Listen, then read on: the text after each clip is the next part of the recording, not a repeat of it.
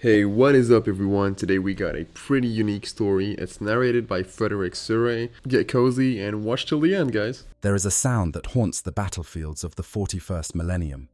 It is not the roar of bolter fire, nor the screaming of chainswords tearing through flesh and bone. It is something quieter, something more unsettling. It is the sound of 10,000 metal feet striking the ground in perfect unison, a rhythm so precise that it seems impossible for anything born of flesh to produce it. And that is because the beings making this sound are no longer truly flesh. Not anymore.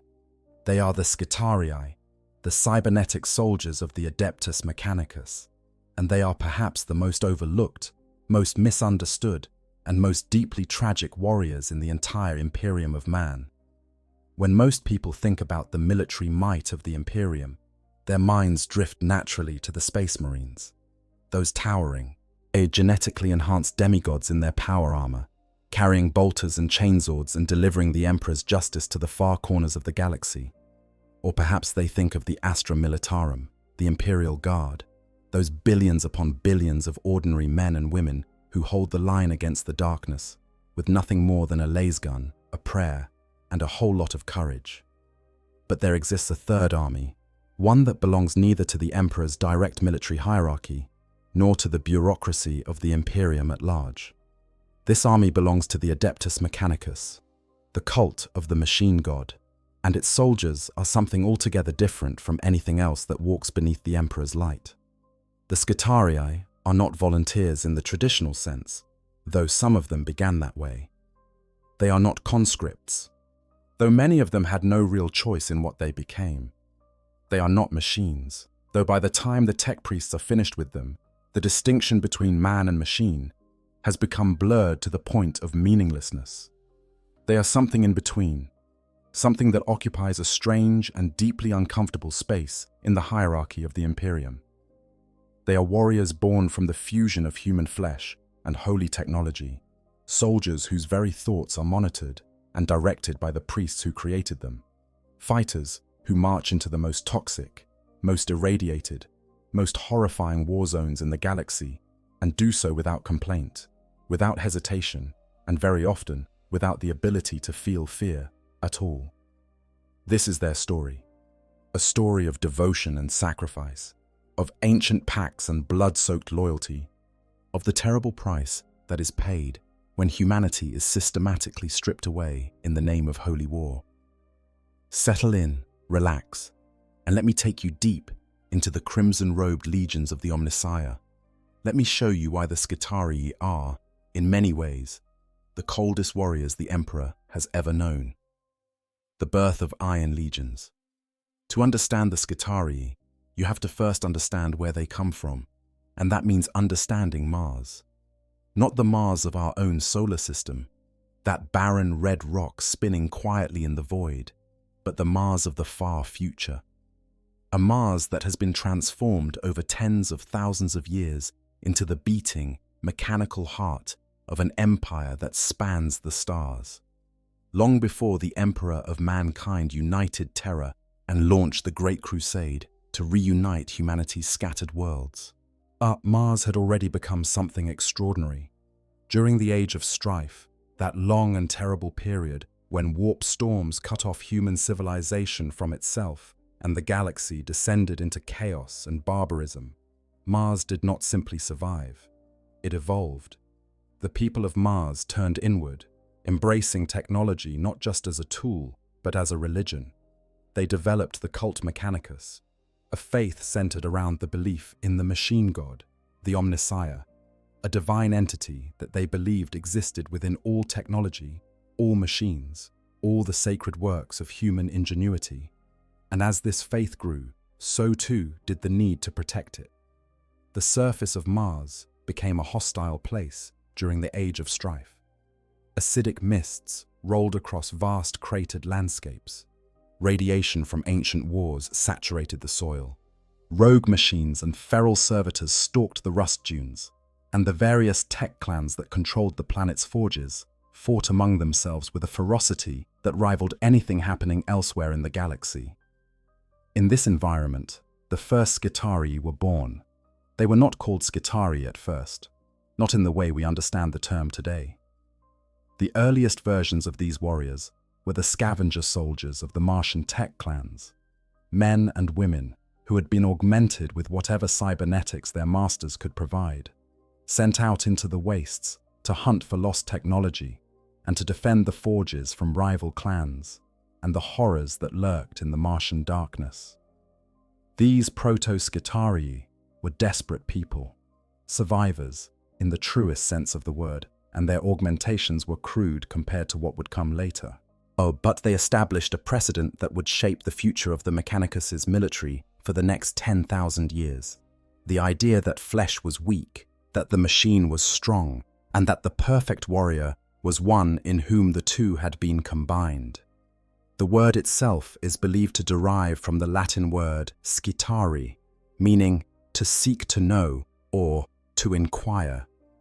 It is a fitting name for soldiers who serve the cult Mechanicus, an institution whose entire purpose revolves around the quest for knowledge.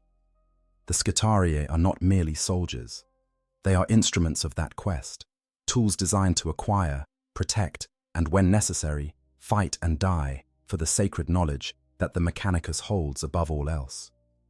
When the Emperor finally came to Mars in the year 739 of the 30th millennium, he found a world that was already a military power unto itself. The meeting took place at the summit of Olympus Mons, the greatest mountain on the Red Planet, and the agreements that were forged that day would bind the Imperium and the Mechanicus together for the next 10,000 years.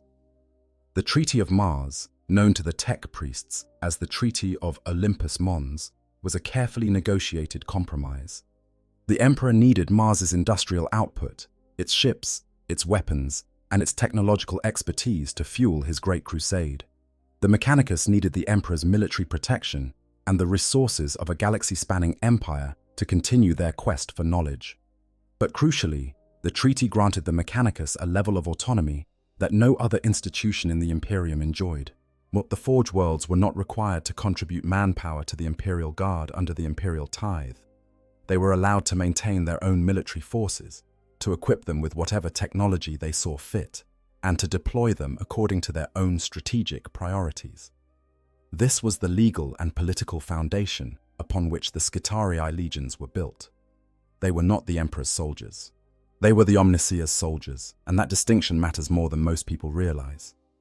During the Great Crusade, the Skitarii marched alongside the Space Marine legions and the Imperial Army, serving as the Mechanicus' contribution to the galaxy-spanning war of reconquest.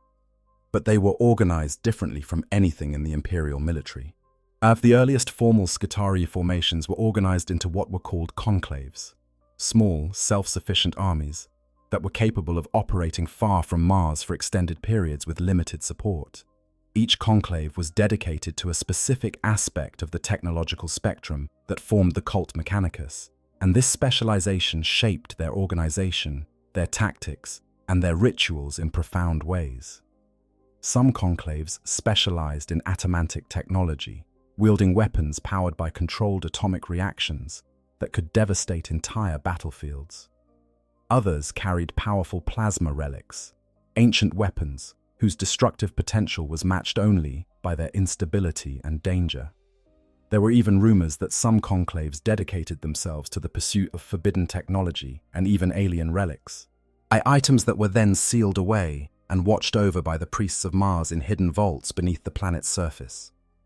By the time the Great Crusade was in full swing, there were approximately 30 of these conclaves in operation, each one a potent military force in its own right, each one answering directly to the Fabricator General of Mars. The Battle Pilgrims, as these early Skitarii were sometimes known, were the elite among the Mechanicus' legions of tech thralls and automata.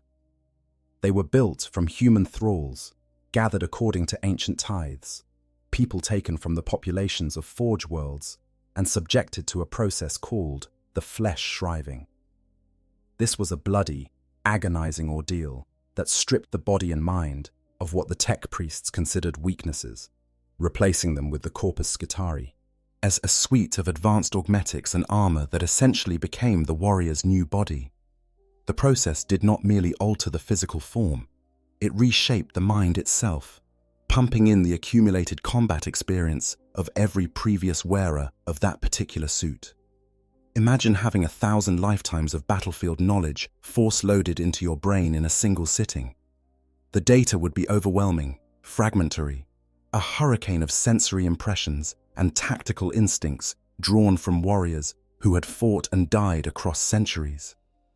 The aspirant's original identity would be rewritten, rebuilt from fragments of countless past lives.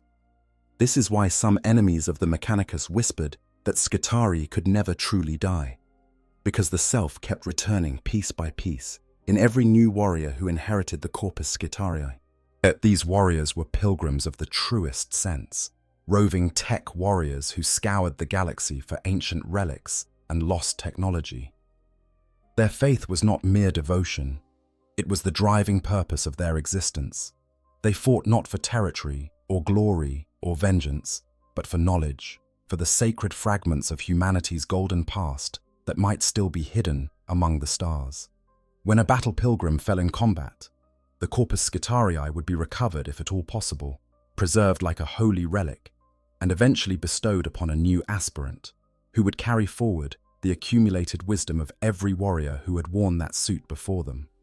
In this way, the Skitarii conclaves maintained a kind of institutional memory that transcended individual lives, a collective consciousness distributed across metal and flesh. And then came the Horus heresy, and everything changed. The schism of Mars and the splitting of legions. The Horus heresy was the most devastating civil war in human history. When the War Master Horus turned against the Emperor and led half the Space Marine legions into rebellion, the shockwaves tore through every institution in the Imperium. The Adeptus Mechanicus was no exception. In fact, the betrayal hit Mars harder than almost anywhere else, because the Fabricator General himself, the supreme leader of the entire Mechanicus, chose to side with the traitors. Kelbor Hal, the Fabricator General of Mars, had long resented the Treaty of Olympus Mons. He saw it as a tool of imperial control, a means for the Emperor to subordinate the Mechanicus and limit their technological research. When Horus approached him with promises of greater autonomy and the lifting of restrictions on forbidden knowledge, Kelbor Hal was receptive. The War Master dangled a specific prize before the Fabricator General's eyes: the vaults of Moravec, a sealed repository hidden deep beneath Olympus Mons that the Emperor himself had ordered locked. These vaults contained knowledge that the Emperor had judged too dangerous to be released, dark science from the age of technology that could reshape reality itself. The promise of unlocking these vaults was enough to sway Kelbor Hal to Horus's cause. The opening of the vaults of Moravec triggered what became known as the Schism of Mars, a civil war within the Mechanicus that mirrored the larger conflict tearing the galaxy apart, and the Skitarii were right at the heart of it. As the problem for Kelbor Hal was that the Skitarii conclaves were programmed to serve the Fabricator General, but their core coding also dictated that the Fabricator General himself must serve the Mechanicus faithfully.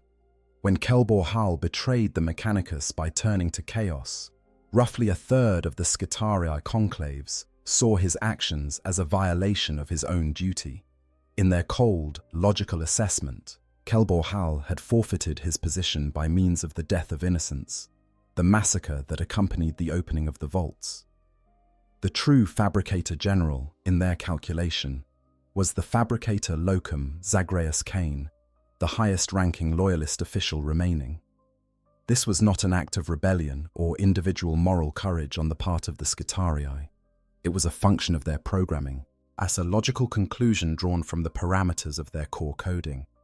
The Skitarii who remained loyal to the Emperor did not do so because they felt it was the right thing to do. They did so because their internal logic dictated that Kelbor Hal had violated the terms of service that justified their obedience. It is a chilling distinction, one that reveals something fundamental about the nature of the Skitarii. Even their loyalty is a calculation. Kelbor Hal quickly recognized his error. He had failed to sufficiently rewrite the core programming of the Skitarii under his command, and the loyalist defections cost him dearly. In response, he deployed scrap code, corrupted machine language that could rewrite the programming of any tech system it infected, to ensure that his remaining Skitarii were absolutely loyal only to him. Yet the loyalists who had escaped this digital corruption would never be fully trusted again, but they fought on, serving Cain and the forces of the Emperor during the terrible battles that consumed Mars. The schism of Mars was a nightmare of the highest order. The planet's surface, already harsh and hostile, became a war zone on a scale that defied comprehension. Titan legions clashed amid the rust dunes and forge complexes. Skitarii cohorts fought their mirror images in streets that had been sanctified by 10,000 years of worship. The forges of Mars, which had produced the weapons and ships that had built the Imperium, were turned against each other in a fratricidal orgy of destruction. Kelbor Hal unleashed his twisted Skitarii and combat servitors against the forges of loyalist tech priests. Nuclear missiles rained down on forged cities. Titan legions fought at close range in corridors of iron and steel. In the end, the Dark Mechanicus secured Mars, but not before the Loyalists had retreated to Terra with crucial arms and armor that would be needed to defend the Imperial Palace. The Loyalists also initiated a blockade of the Red Planet, denying its resources to the traitors. It was a Pyrrhic victory for both sides, a wound that the Mechanicus would carry for the next 10,000 years. After the heresy, the surviving loyalist Skitarii conclaves were reorganized. The structure that had served the Mechanicus during the Great Crusade, with all conclaves answering directly to the Fabricator General, was seen as too vulnerable to corruption. A single point of failure at the top had nearly destroyed the entire institution. So the conclaves were broken up, their warriors distributed among individual forge worlds, each one answering to the local tech priest hierarchy rather than to a single central authority. This decentralization made the Skitarii more resilient against future betrayals, but it also meant that no two Forge Worlds Skitarii legions were exactly alike. Each developed its own traditions, its own specializations, its own relationship with the warriors who served in its ranks. The Mechanicus never forgot the lessons of the heresy. The programming of the Skitarii was refined, the mental conditioning deepened, the augmetics made more extensive and more invasive. The tech priests who had lived through the schism were determined that their soldiers would never again have the capacity to question or rebel. The irony, of course, is that the loyalist Skitarii had only defected because their programming told them to, because they were following their code to its logical conclusion. But the tech priests saw even that level of independent interpretation as dangerous. In the millennia that followed, the Skitarii would become less and less capable of independent thought, their minds more tightly shackled to the will of their masters, their humanity more thoroughly stripped away in the name of reliability and obedience. Forged in iron, baptized in oil, the creation of a Skitarius. The creation of a Skitarius is not a recruitment. It is not an enlistment. It is a transformation so thorough, so invasive, and so irreversible that the person who enters the process and the warrior who emerges from it are, in any meaningful sense, different beings entirely. And the process begins with selection, and here the Mechanicus displays a pragmatism that borders on the ruthless. There is no single path to becoming a Skitarius. Some are volunteers, devoted followers of the cult Mechanicus, who offer themselves up for augmentation out of genuine religious fervor. They see the transformation as a sacred rite, a way of bringing themselves closer to the Omnissiah by replacing their weak flesh with holy iron and steel. These volunteers are the most enthusiastic of the Skitarii, the ones who embrace their new existence with something approaching joy, though whether that joy survives the process itself is another matter entirely. Others are recruited from the factory workers of Forge Worlds.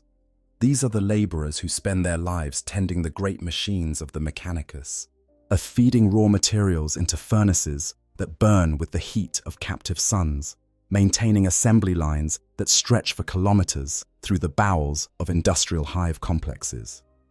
For these workers, becoming a Skitarius is often presented as a promotion, a step up from the grinding tedium of factory work to the relative glamour of military service.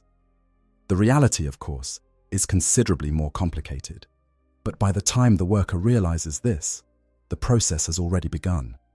Some Forge worlds go even further, breeding their Skitarii from specially designed eugenics programs that emphasize physical strength, aggression, and compatibility with cybernetic augmentation. These purpose-bred soldiers have no choice in what they become. They are born for it, quite literally. Their genetic makeup shaped over generations to produce the ideal raw material for the augmetic process. On such worlds, the line between Skitarii and servitor becomes disturbingly thin, the difference between a soldier and a machine reduced to a technicality of cognitive function. And then there are the conscripts, the unwilling, the unlucky. On some Forge worlds, anyone can be selected for Skitarii service, pulled from their lives by the cold calculus of military necessity. The Mechanicus does not see this as cruelty. It sees it as efficiency. Flesh is a resource, no different from adamantium or promethium, and the Omnissiah's wars require a steady supply. Regardless of how they arrive at the augmetic slabs, what happens next is the same for all of them. The process of conversion into a Skitarius involves the systematic replacement of nearly every organ and tissue in the human body with circuits, bioplastic, and metal. It is not a surgery in any conventional sense. It is a metamorphosis, a fundamental remaking of the human form that takes place over weeks or months, depending on the sophistication of the Forge world performing the work and the final role the Skitarius is intended to fill. The lower legs are typically among the first things to go. In imitation of the ancestor cohorts that first ground their limbs to stumps upon the dunes of Mars, modern Skitarii cut away their lower legs and replace them with prostheses of inviolate alloy. These new limbs are stronger than bone, more durable than muscle, and capable of carrying the Skitarius across the most hostile terrain for periods that would kill an unaugmented human. Skitarii rangers, the long-range hunters of the legions, have been known to march for decades without rest, their metal legs carrying them across entire continents in pursuit of their quarry. The hands are next, or at least the bones within them. Fingers are laced with conductive filaments that allow for a perfect interface with the weapons the Skitarius will carry. The nervous system is rewired, synthetic pathways replacing organic neurons to ensure that signals from brain to trigger finger travel at the speed of light rather than the sluggish pace of biological impulse. The eyes are removed and replaced with optical sensors that can see across multiple spectra, from standard visible light to infrared, ultraviolet, and even the exotic wavelengths that betray the presence of certain alien technologies. The lungs are reinforced with ceramic filters and radiation scrubbers that allow the Skitarius to breathe in environments that would dissolve the tissue of an unaugmented human in minutes. The heart is modified, its organic chambers supplemented with mechanical pumps that ensure a steady flow of blood and coolant to the remaining biological components.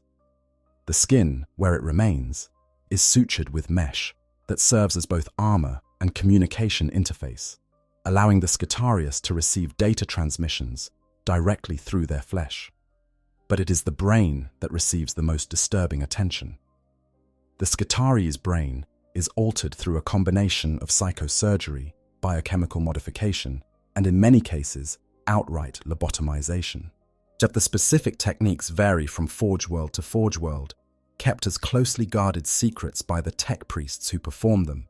But the goal is always the same: to create a mind that is loyal beyond question, obedient beyond hesitation, and efficient beyond the distractions of human emotion.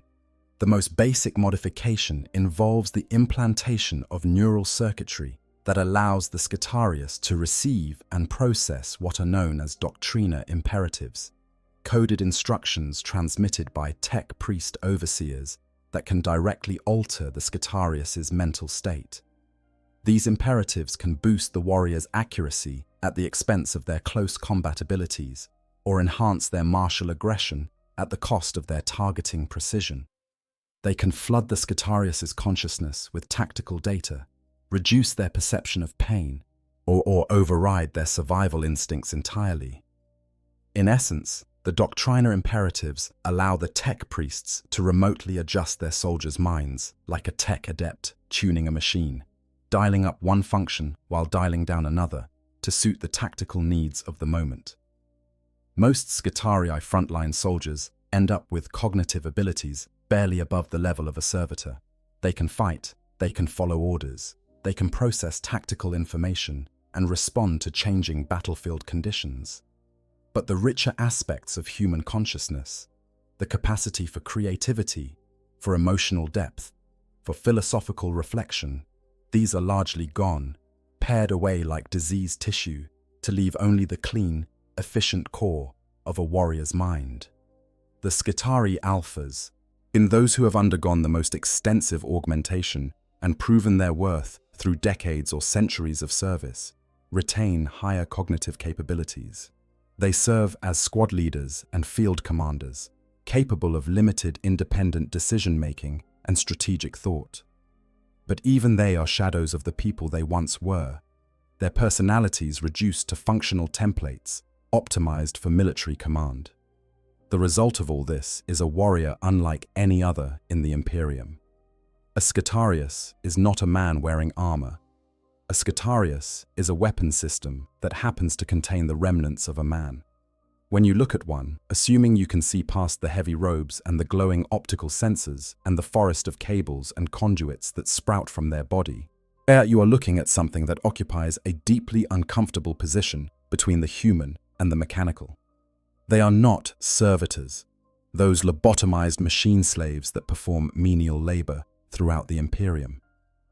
Skitarii retain enough independent thought to fight effectively, to adapt to changing conditions, to exercise a degree of battlefield initiative. But they are not free, not in any meaningful sense of the word. Their thoughts are monitored, their actions directed, their very emotions regulated by the tech priests who control them from orbit. The word Skitarii is sometimes translated as meaning to seek to know, but the great and terrible irony of their existence is that the Skitarii themselves know almost nothing. They do not know why they fight. They do not question the orders they receive. And they do not wonder about the meaning of their existence or the justice of their cause. They simply march and fight and die, and are replaced by the next generation of augmented warriors to roll off the production lines of the Forge worlds.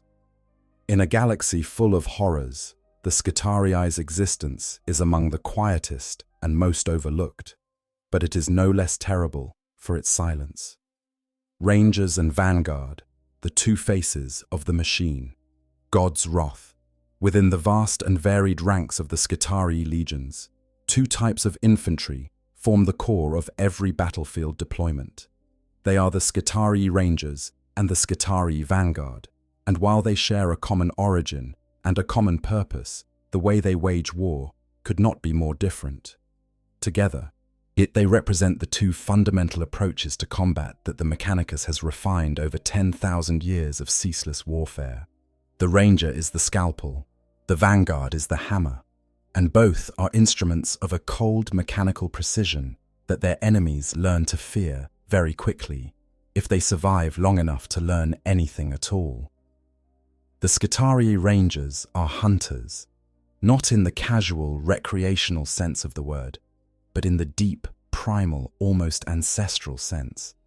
In the lean and hungry days of mankind's earliest history, back when humanity was still a young species struggling to survive on the plains of ancient terror, hunters would pursue their prey not through speed or superior weaponry, but through endurance. They would track an animal for days, never letting it rest, never letting it drink, never letting it sleep, following it across scorching plains and through freezing nights until the creature simply collapsed from exhaustion. It is an ancient technique known as persistence hunting, and it is the principle upon which the Skitarii Rangers operate. When a maniple of Rangers is deployed against a target, they do not rush, they do not charge, they do not engage in the kind of aggressive, high-tempo warfare that characterizes so many Imperial military forces. Instead, they begin to walk. Slowly, steadily, inexorably, their titanium legs carrying them forward at a pace that never slackens and never quickens. They will follow their quarry for weeks, for months, even for years if necessary, crossing deserts and mountain ranges and frozen wastelands, marching through radiation zones and chemical weapons barrages and the blasted ruins of dead cities, all without stopping, all without rest, all without complaint. The Rangers' augmented bodies make this possible. Their metal limbs do not tire. Their enhanced lungs can filter the most toxic atmospheres. Their optical sensors can track a target across any terrain and in any conditions, from the blinding light of a binary star system to the absolute darkness of a subterranean cave network. And their brains, pared down to the essentials of tracking and target acquisition, never lose focus, never become distracted, never forget their mission. Their weapon of choice is the galvanic rifle, and it is a weapon that perfectly reflects the Rangers' philosophy of war. Modeled after the hunting flintlocks of Mars' distant colonial past, the Mark IV Archon galvanic rifle looks like an antique. Its bodywork features a polished wooden stock and decorative curlicues that echo the sandy seas of Mars' desert. But its appearance is deceptive in the extreme. The galvanic servitor bullets that the rifle fires are incredibly advanced pieces of technology. When such a bullet strikes its target, it causes all the potential energy within the target's body to burn out in a single, devastating blast of electrical force. The victim does not simply die from the impact. They are electrocuted from the inside out, their nervous system overwhelmed by a surge of energy that leaves nothing but a smoking, twitching corpse. The Rangers wear heavy, hooded robes over their Skitarii warplate, giving them a monastic, almost priestly appearance that is entirely appropriate for warriors who serve a religious institution. Their faces are hidden behind gas masks and glowing optical lenses, their features obscured by the apparatus of war until nothing recognizably human remains visible. They move in long, silent columns across the landscape, and the sight of them on the horizon, those endless lines of red-robed figures advancing with mechanical precision through dust and smoke and the dying light of alien suns, has driven more than one enemy force to break and flee before a single shot has been fired. The Skitarii vanguard, by contrast, are not hunters. They are walking weapons of mass destruction. Formerly known as rad troopers, the vanguard serve as the front-line shock troops of the Skitarii legions, and they are feared throughout the Imperium not for their combat skills, formidable as those are, but for their very presence. The vanguard are so saturated with radiation that merely being near them is dangerous. Their armor, their weapons, their very bodies emit a constant, lethal field of radioactive energy that weakens, sickens, and ultimately kills anyone foolish enough to stand too close. This is not an accident. It is by design. The vanguard are equipped with pack generators that bleed potent radioactive byproducts, devices that would be considered war crimes on most civilized worlds, but that the Mechanicus views as simply another tool in the Omnissiah's arsenal.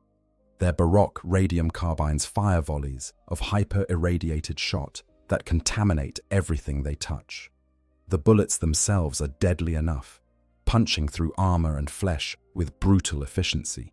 But even if a target survives the initial impact, yet the radiation that saturates each round will continue its work long after the battle is over. The air around a vanguard squad crackles with harmful emanations. The ground beneath their feet becomes poisoned, lifeless, as irradiated as the rust wastes of Mars itself. Over the many civil wars waged by the cult Mechanicus, the vanguard have learned to endure and weaponize their lethal radioactive emissions. So much radiation bleeds from a Skitarii vanguard's war gear that enemies in close proximity become weakened and fatigued, their strength sapped by the invisible poison that pours from every joint and seam of the vanguard's armor. For non-Skitarii to be stationed in the same barracks as a vanguard squad is quite literally a death sentence. The vanguard themselves are theoretically protected inside their warplate. Yeah, but on the rare occasions that these warriors remove their helmets, the sight of their missing teeth and hairless, sore-pocked skin tells a terrible truth. The radiation is killing them too. slowly but surely, eating away at the biological components that remain within their augmented bodies. It is a price they pay willingly, for their devotion to the machine god is absolute. Because of this lethal aura, Skitarii Vanguard are assigned to the most hazardous war zones the galaxy has to offer. They fight on worlds poisoned by chemical weapons, on planets where nuclear strikes have rendered the atmosphere toxic, on battlefields so contaminated by industrial runoff or biological weapons that no conventional force could operate there. They bear this duty stoically and in solemn silence, fighting to the last in the name of their inhuman god. Their very existence a testament to the Mechanicus' willingness to sacrifice everything, including the lives of their own soldiers, in pursuit of victory. The difference between Rangers and Vanguard is not merely tactical. It reflects a deeper philosophical divide within the Mechanicus itself. The Rangers represent the patient, methodical approach to warfare that the tech priests favor, the idea that victory is best achieved through precision, through calculation, through the slow and steady application of overwhelming force to the exact point where it will do the most damage. The Vanguard represent the other side of that coin, the recognition that sometimes the most efficient weapon is the most brutal one, that there are situations where the only solution is to irradiate the battlefield until nothing living remains.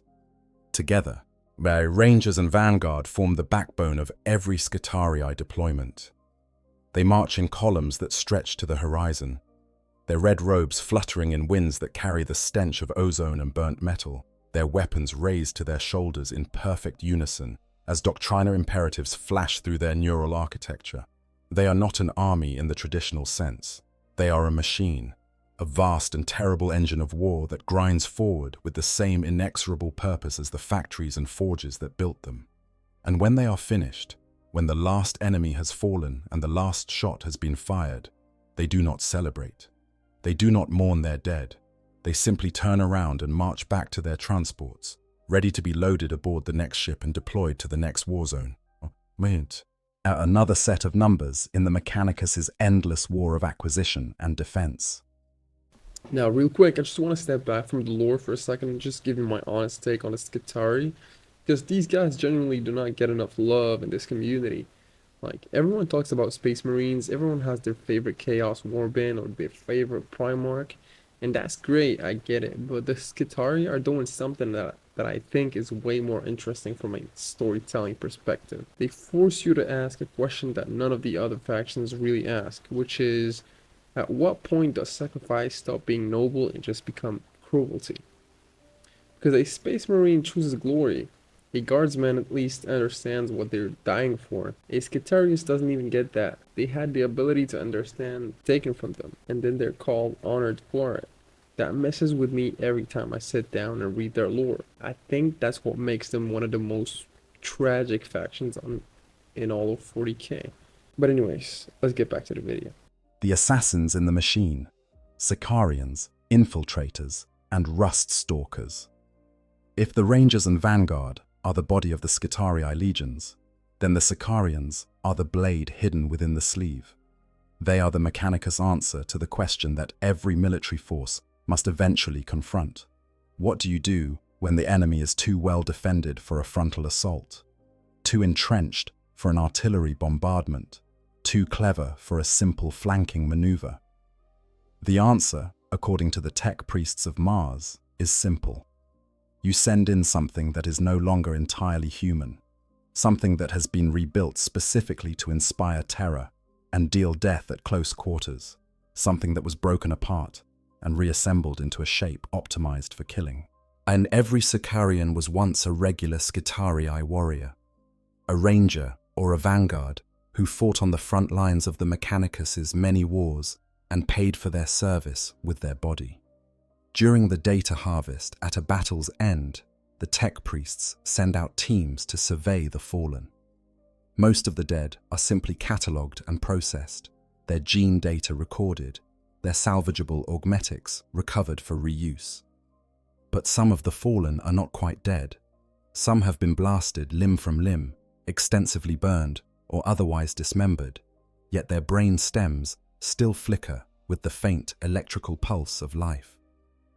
These broken, shattered remnants of warriors are judged still fit to serve the Omnissiah, and rather than being given the mercy of a clean death, they are taken back to the augmetic slabs for a second round of transformation. Yet what happens to them there is, by any standard, horrific. The tech priests require only a head, a torso, and some limb stumps to create a Skitarian. Everything else is replaced with slender but powerful metal limbs that give the finished product an appearance that is more insect than human. The original arms and legs are discarded, replaced with articulated appendages designed for speed and killing efficiency. The torso is encased in flexible Skitarian battle armor that allows for maximum agility, because for a Skitarian, agility is not merely important, it is everything. The psychological effects of this transformation are devastating. It is a traumatic and painful process that unravels the recipient's psychological stability. The person who went into the augmetic slab was already broken, a warrior who had suffered injuries severe enough to tear them apart.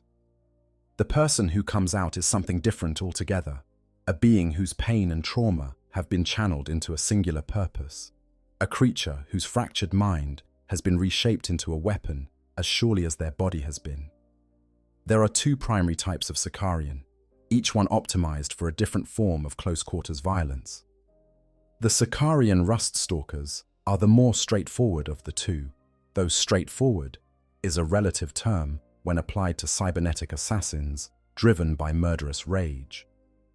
Originally devised as hunters of feral servitors and other undesirables that stalked the wastes of Mars, the rust stalkers proved so effective at their task that they were repurposed and militarized into groups known as killclades.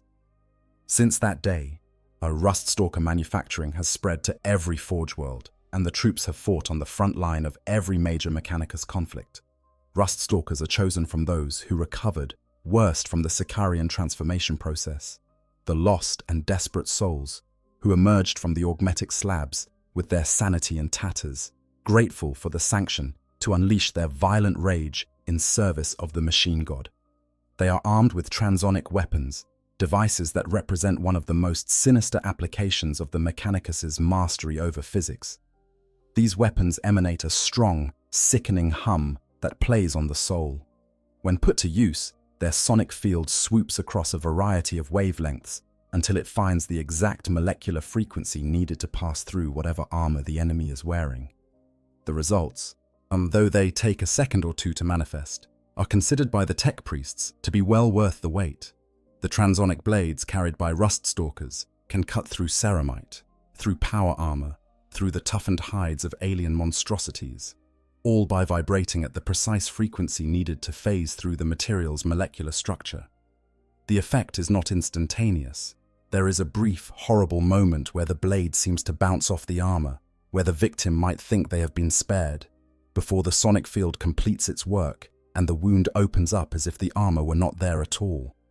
It is a deeply unsettling form of warfare, and the soldiers of the Astra Militarum have given rust stalkers the nickname shivs, because of the shivering, blurring appearance of their weapons in combat.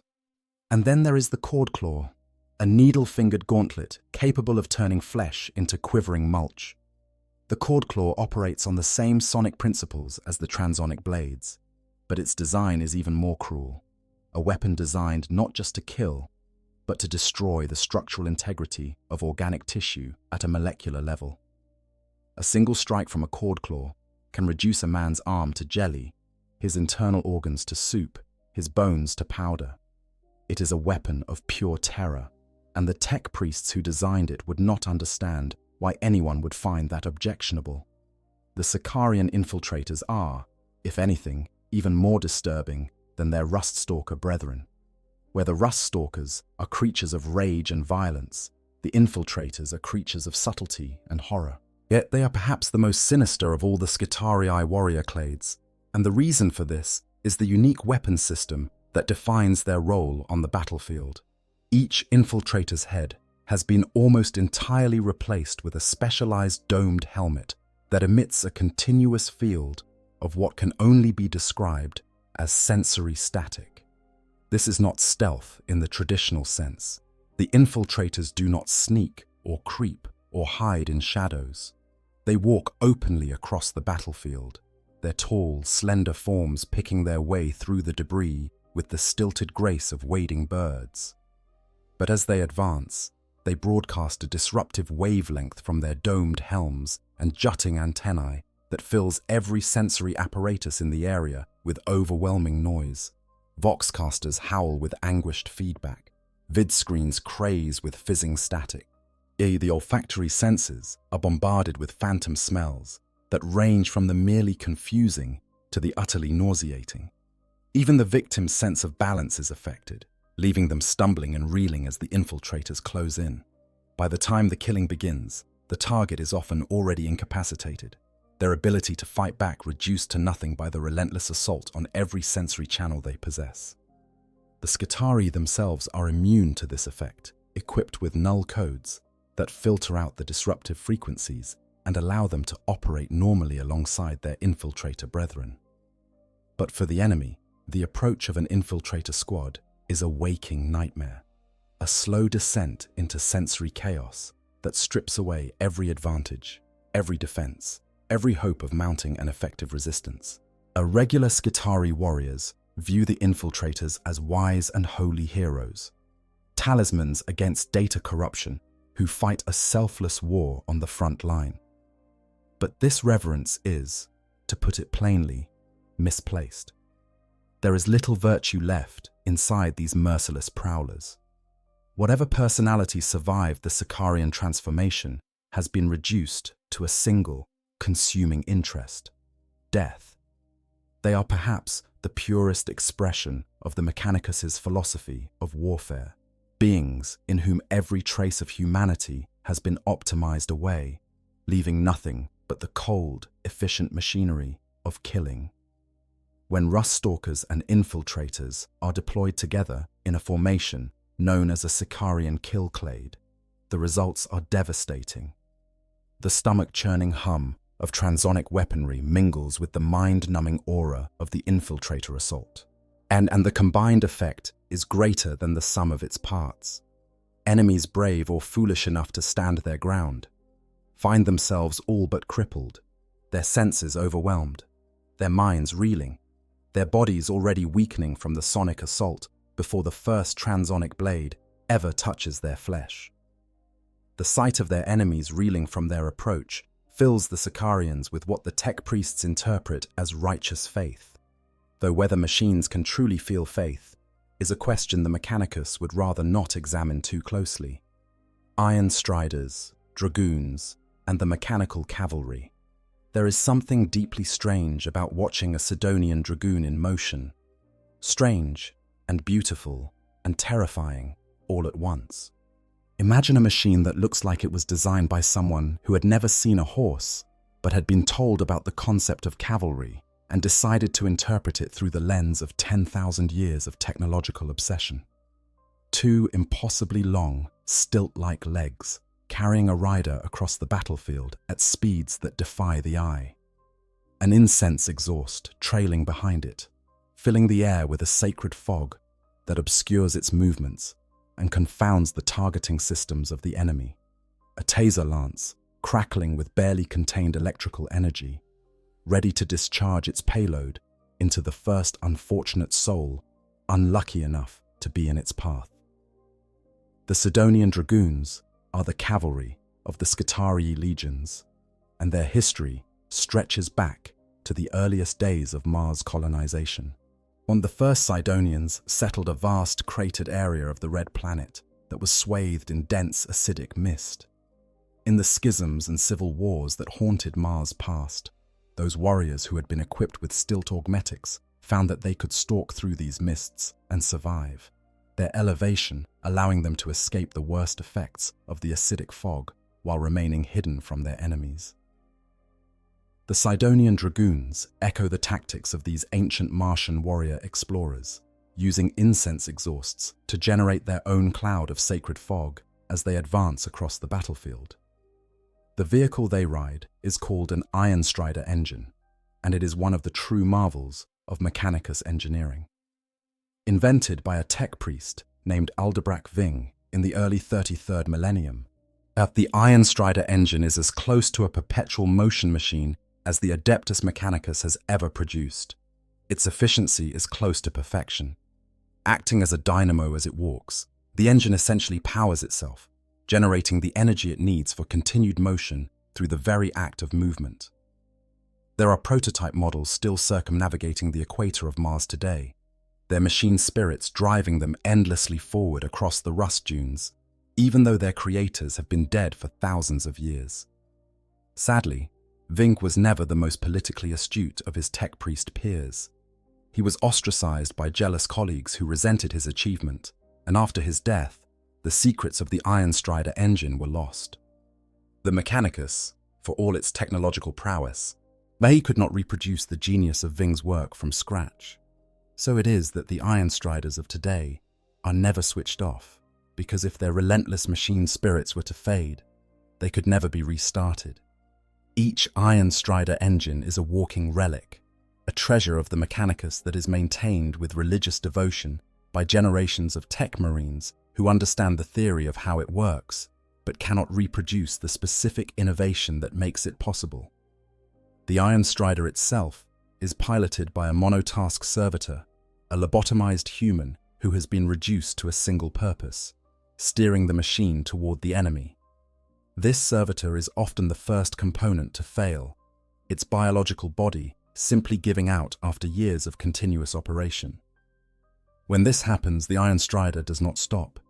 It keeps walking, pacing out into the hinterlands on its last heading, an empty war machine marching toward infinity. It falls to a tech priest riding a grav beer to catch up with the walking engine, excise the dead servitor's remains, and install a replacement, even as the Iron Strider continues its endless stride. The old servitor's body is cast into the dust without comment or ceremony. It has served its purpose. The rider, by contrast, is a tried and tested Skitarii warrior, one who has earned the honor of mounting this mechanical steed through decades of distinguished service. When the dragoon spots their quarry, they mark it with a bullet from their phosphor serpenta, a weapon that fires rounds that burn with a chemical light so bright that it can be seen through fog, smoke, and even solid walls. The glow from the impact guides the dragoon's unit to their target, even in the thickest conditions. The dragoon's primary weapon is the taser lance, and it is a weapon that embodies the Mechanicus approach to violence with elegant simplicity. Powered by hyperdynamo capacitors, taser weapons store an incredible amount of potential energy. When the lance strikes home, all that stored energy is discharged in a scorching blast that sends the target flying backward, their nervous system overwhelmed by an electrical surge that is often sufficient to kill on its own, even before the physical impact of the lance itself is factored in. The electro thief prongs at the weapon's tip, then harvests the residual energy from the impact, recycling it back into the capacitors for the next strike. It is a brutally efficient cycle of charge, discharge, and recharge that allows the dragoon to deliver devastating blow after devastating blow without ever running low on power. When a squadron of Sidonian dragoons charges, it is a sight that combines the ancient spectacle of cavalry warfare with the cold precision of machine combat. They burst from their incense clouds like ghosts materializing from sacred fog, their Iron Striders moving with an unnatural grace that rivals the war machines of the Eldari. Their taser lances crackle with contained lightning. Their riders lean forward in their saddles, their optical sensors locked onto their targets, their augmented minds already calculating the optimal angle of impact for maximum energy transfer. The charge itself is devastating, about a wall of electrical force and mechanical violence that smashes through enemy lines like a battering ram wrapped in holy lightning. Any enemy foolish enough to mount a counter-assault against a dragoon is likely to be kicked across the battlefield or stamped unceremoniously into the dirt by the Iron Strider's massive clawed feet. The machines are not gentle creatures, and their riders' devotion to the Omnissiah finds expression in a willingness to use every part of their mount as a weapon, from the crackling lance tip to the steel talons that grip the ground with each thundering stride. Alongside the dragoons ride the Iron Strider Ballistarii, marksmen without equal in the armies of the Imperium. Mounted on the same type of Iron Strider engine as their Dragoon counterparts, the Ballistarii serve a very different role. Where the Dragoons are lancers and shock troops, the Ballistarii are snipers and assassins, tasked with hunting down enemy commanders, psykers, and other high-value targets. A Skitarii legion's Iron Striders will often be mind-linked to one another, their servitor crews instinctively bound together in the manner of stallions in a galloping herd. When a positive identification of a target is achieved, the Ballistarius is rewarded with the chime of a brass bell and an intravenous dump of hyper-focus stimulants. The information is quickly shared across the squadron, and their Iron Striders, formerly pounding across the battlefield at a fearsome pace, slow to an exaggerated stalk. Gyroscopic stabilizers compensate for the movement of the engine, giving the gunner a rock-steady platform from which to take their shot. But with the power of Cognis heavy weaponry at their fingertips, and the enemy's weak points displayed in their targeting reticules, a Ballistarius could shoot through the hull of an enemy tank and still hit the vehicle's commander in the eye socket. The Cerberus cavalry complete the picture of the Skitarii's mounted forces. Named after the legendary multi-headed hounds of Martian mythology, the Cerberus are mechanical steeds that bear their riders into battle on 4 clawed legs. The Cerberus raiders are scouts and reconnaissance troops, ranging ahead of the main Skitarii advance to identify targets and probe enemy defenses. Their galvanic carbines provide effective fire on the move, and their cavalry sabers allow them to engage in hit-and-run attacks that disrupt enemy formations before they can organize an effective defense. At the Cerberus, sulfurhounds are something else entirely. Assault cavalry whose mechanical mounts are equipped with weapons that spray burning phosphor and choking sulfur compounds across the enemy. They are named for the stench that accompanies them into battle, a choking, eye-watering reek of burning chemicals that announces their arrival long before they come into view. The sulfurhounds charge into the enemy with abandon, their phosphor weapons igniting everything they touch, their mechanical mounts snapping and clawing at anyone who stands in their path. They are not subtle, they are not elegant, but they are devastatingly effective, and the sight of a pack of sulfurhounds bearing down on a position has been known to break even veteran troops who have stood firm against far more conventional threats. Why, Wings of Iron, the Taraxii and the Skitarii Air Corps. The sky above a Skitarii battlefield is not empty. Look up, past the smoke and the dust and the trails of phosphor fire, and you will see them. Dark shapes circling against the light, moving with a predatory grace that seems at odds with their mechanical nature. They are the Taraxii, the winged warriors of the Skitarii legions, and they represent one of the most dramatic and radical forms of augmentation that the Mechanicus has ever devised. To become a Taraxii is to be broken apart and reforged for a purpose that would seem impossible to the uninitiated. The process begins with the implantation of additional limb stumps, known as scapulae superior, on the warrior's back. These new attachment points serve as the interface for an advanced flight pack of thrusters and reactive flight surfaces that connects directly to the Skitarii's skeleton, circulatory system, and spinal column. Artificial muscle bundles and connective spars are woven through the warrior's body, turning the flight pack from an external device into an integral part of their anatomy.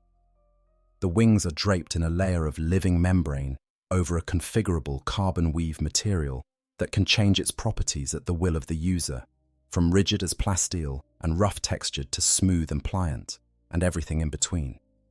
The cost of this transformation is high. Elements of the Taraxii's higher cognitive function are pared back to make room for the enhanced reflexes and spatial processing required for aerial combat.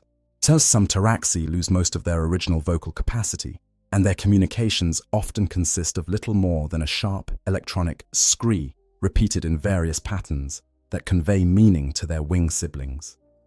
Their brains, already heavily modified by the standard Skitarii augmentation process, are further reshaped to prioritize the complex calculations required for three-dimensional combat maneuvering. The result is a warrior who can process spatial data at inhuman speeds, who can adjust their wing surfaces hundreds of times per second in response to changing air currents, who can execute aerial maneuvers that would leave the finest human pilot unconscious from the G-forces involved. Between deployments, Pteraxii can sometimes be found hanging upside down with their kin, clustered within the higher levels of outposts, as plugged into power and fuel lines to recharge. It is an unsettling sight, these winged cyborgs dangling from the ceiling like mechanical bats, their optical sensors dimmed to a faint glow as they enter a low-power rest state. They are at once magnificent and deeply alien, creatures that have moved so far from their human origins that the connection seems almost theoretical. The Pteraxii sterilizors are the aggressive close combat variant of the caste. Their legs have been replaced with vicious, spur-like talons that can tear through armor and flesh with equal ease. In their civilian role, if such a term can be applied to anything in the Mechanicus, the sterilizors scour the cavernous interiors of Forge World temples, hunting down rogue technosites and cyblight infestations, are the technological parasites that feed on the sacred machinery of the Omnissiah. In war, they turn their phosphor torches and talons on the enemies of the machine god with the same burning zeal, swooping down from above to engulf their targets in white-hot chemical fire before raking them with clawed feet as they pull up for another pass. The Pteraxii Skystalkers take a different approach. They are the airborne marksmen of the Skitarii, optimized for finding the perfect vantage point from which to rain death upon their enemies.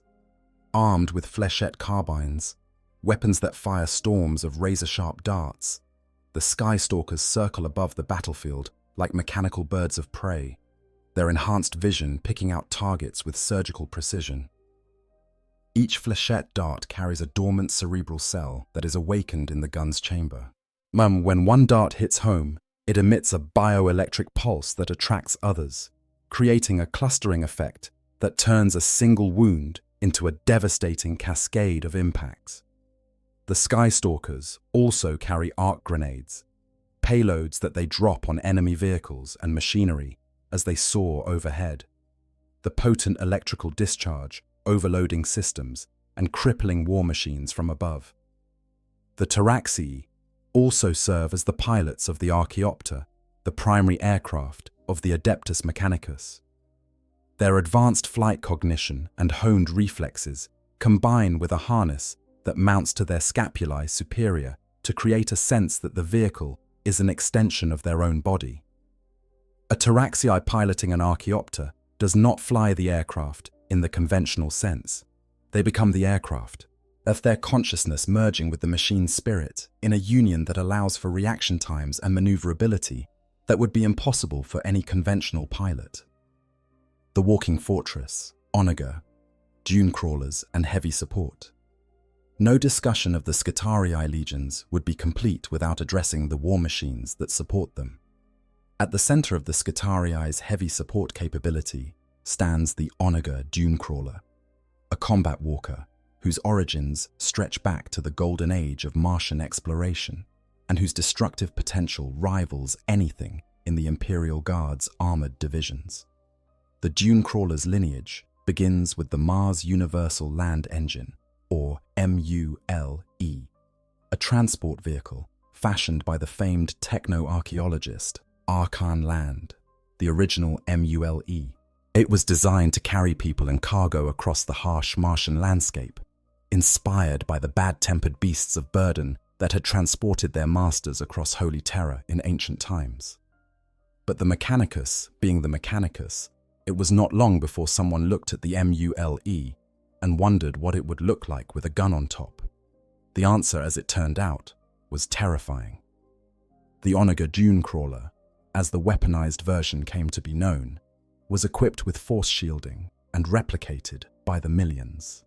The dune crawler of the 41st Millennium is largely similar to those early models, its basic design proven so effective that the Mechanicus saw no need to improve upon it. And that is not mere conservatism. The dune crawler is genuinely formidable and capable of outperforming the rugged vehicles of the Space Marines in terms of both firepower and endurance. What makes the Dune Crawler truly remarkable is its versatility. It can be armed with an eradication beamer, a weapon that fires beams of light so intense that they can vaporize entire enemy squads at short range. At longer ranges, the beam attenuates into a wider, more diffuse blast that is less devastating but covers a much larger area. It can mount a neutron laser, a weapon of such concentrated destructive power that it can punch through the armor of the heaviest battle tanks. It can carry phosphor blasters, which shower the enemy in burning chemical compounds that mark targets for other units and eat through armor like acid. And it can be equipped with an Icarus array. It's a sophisticated anti-aircraft system designed to track and destroy enemy flyers with Cognis-guided accuracy. The Dune Crawler maintains a crew of 2, meshed with their machine in a symbiotic relationship that blurs the line between operator and vehicle. The gunner is a former Skitarii ranger, their enhanced accuracy repurposed for the operation of the walker's weapons systems. The driver is a Skitarii vanguard, their natural resilience to harmful energies, allowing them to immerse themselves in an electroamniotic fluid that facilitates direct communication with the walker's machine spirit. Both crew members are treated as expendable components, their biological bodies gradually deteriorating under the strain of constant interfacing with the machine until they fail and are promptly replaced. When a squadron of Onager Dune Crawlers advances, they do so in long columns that move with uncanny unison, their scuttle-legged gait carrying them over shattered ruins and through toxic runoff without breaking stride. Each Dune Crawler generates an emanatus force field, and when multiple walkers operate in close formation, these fields overlap, creating a defensive screen that can deflect incoming fire with surprising effectiveness. Behind this screen of energy and armor, the Dune Crawlers fan out into a gun line and unleash salvos of devastating firepower, each blast carefully targeted using the vast databases of enemy capabilities that are hard-linked to the walker's cogitator systems. The Dune Crawler also serves a less obvious but equally important function. Its systems are designed to record vast quantities of battlefield data, information about enemy weapons, tactics, or troop dispositions and vulnerabilities, which is transmitted directly to the Tech Priest Masters observing the battle from orbit. And conversely, the Dune Crawler serves as a conduit for Doctrina imperatives, channeling the Tech Priest's commands to the Skitarii warriors surrounding it. In this way, the Dune Crawler serves as both a weapon of destruction and a node in the vast information network that coordinates every aspect of a Skitarii deployment. It is a walking command post as much as it is a walking gun platform, and the loss of a Dune Crawler on the battlefield can disrupt the coordination of entire Skitarii maniples. Beyond the Dune Crawlers, the Skitarii have access to a stunning array of vehicles and support platforms that would be the envy of any conventional military force. The Scorpius Dunarider serves as an armored transport, and carrying Skitarii infantry into the thick of combat with the speed and protection they need to arrive in fighting condition. The Scorpius Disintegrator is the Dunarider's more aggressive cousin, a mobile weapons platform that exchanges transport capacity for devastating firepower. The Archaeopter, in its various configurations, provides air support, troop transport, and bombing capability. And the various pattern Rhinos, Chimeras, and even Lehman Russ battle tanks that some Forge Worlds maintain in their arsenals give the Skitarii a level of armored support that can match the Imperial Guard regiment for regiment. The invisible chains, Doctrina imperatives, and the mind of the machine. We have spoken about the physical transformation that creates a Skitarius, the replacement of flesh with iron, the removal of organs, the implantation of circuitry. But the most insidious aspect of the Skitarii's existence is not what has been done to their bodies. It is what has been done to their minds. The Doctrina imperatives are the invisible chains that bind every Skitarius to the will of their Tech Priest Masters. They are coded instructions, transmitted from orbit or from nearby command units, that directly alter the mental state of the Skitarii who receive them. When a tech priest sends a doctrina imperative, they are not giving an order in the conventional sense. They are not asking the Skitarii to do something. They are making them do it, reaching into their augmented brains and flipping switches that change how the warrior thinks, feels, and acts. And the process works through the neural circuitry that is implanted in every Skitarius's brain during the augmentation process. This circuitry creates a direct interface between the warrior's consciousness and the Mechanicus's command network, allowing for the transmission and reception of data at speeds that far exceed what verbal orders or written commands could achieve. When a doctrina imperative is received, the Skitarius experiences it as a shiver, a subtle tremor that passes through their body as the new parameters take hold. It is not painful, at least not in any way the Skitarius is capable of perceiving. It is simply a change, a shift in the fundamental parameters of their consciousness that happens so quickly and so smoothly that the warrior may not even be aware it has occurred. The protector imperatives are designed for ranged combat. When these are active, the Skitarii's targeting subroutines are boosted to inhuman levels of precision. Their visual processing speed increases. Their ability to calculate windage, bullet drop, and target movement becomes virtually infallible. They can track multiple targets simultaneously, assign threat priorities, and calculate optimal firing solutions in fractions of a second. But this comes at a cost. The close-quarter combat protocols are suppressed to make room for the enhanced targeting data. A Skitarius under a protector imperative is a peerless marksman, but catch them in hand-to-hand combat and you will find a warrior whose reactions and fighting instincts have been deliberately dulled. The Conqueror imperatives reverse this equation. When the enemy closes to melee range, the tech priests switch to Conqueror protocols, downloading warrior subroutines that galvanize the Skitarii into physical action. Their combat speed increases. Their pain receptors are suppressed even further.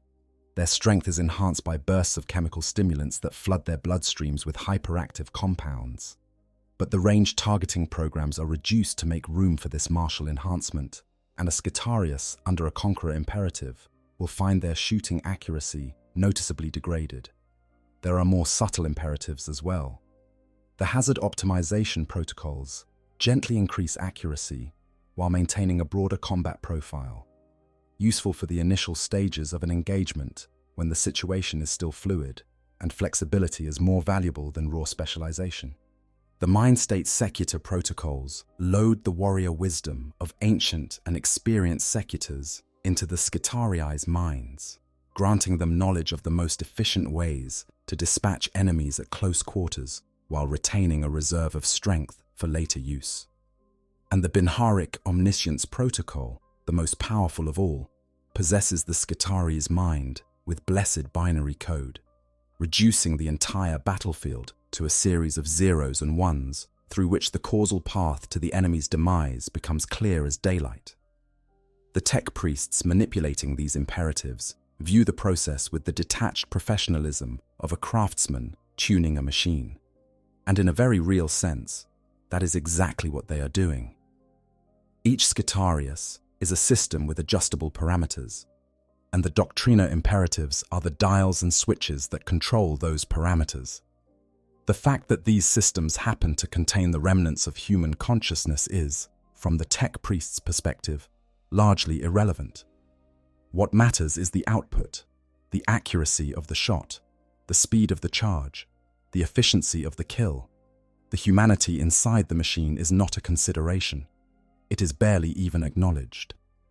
Skitarii also communicate among themselves using a dialect known as Skitarii code or Skit code, a language that is entirely unequipped to express anything more than tactical data. There are no words in Skit code for love, for beauty, for hope, for dreams.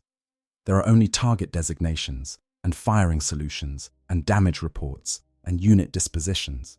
The language itself is a prison, and a communication system that restricts the Skitarii to a vocabulary of war and prevents them from articulating, even to each other, anything that might be considered a human thought or feeling. Those Skitarii of high rank or station are sometimes permitted to join in no-spheric communion, a form of wireless data sharing that allows direct mind-to-mind communication through the Mechanicus's sacred network.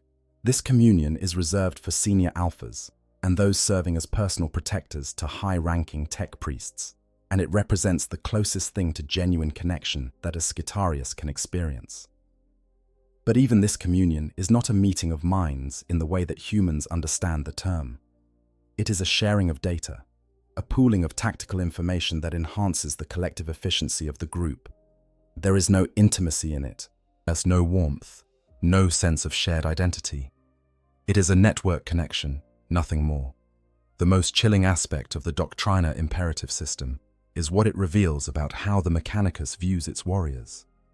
The Skitarii are not seen as soldiers in the way that a space marine or an Imperial guardsman is seen as a soldier. They are not valued for their courage, their dedication, or their individual merit. They are valued for their functionality, and when that functionality can be improved by adjusting the parameters of their consciousness, the tech priests do not hesitate to do so. There is no debate about the ethics of remotely controlling another being's mind. There is no discussion about the rights of the individuals who have been turned into these cybernetic soldiers. There is only the cold, efficient calculus of war.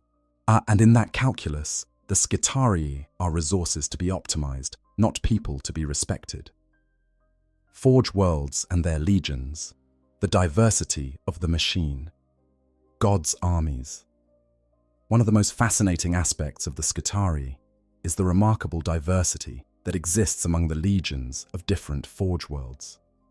Because the Treaty of Mars grants each Forge world autonomy over its own military forces, and because the post-heresy reorganization distributed the Skitarii among individual worlds rather than maintaining them under a single central authority, each Forge world has developed its own distinct traditions, specializations, and even aesthetic sensibilities. A Skitarius from Mars looks different, fights different, and in some fundamental way is different from a Skitarius from Ryza or Metallica or Styges 8. The machine may be standardized, but the culture built around it is anything but. Mars, the first and greatest of the Forge worlds, maintains the most prestigious Skitarii Legion in the Imperium. To serve in the Legion of the Red Planet is considered the highest honor a Skitarius can know, and the warriors of Mars wear the ancient heraldry of their world with a fierce, possessive pride. Their armor is the deep crimson that has been associated with the Mechanicus since the earliest days of the cult.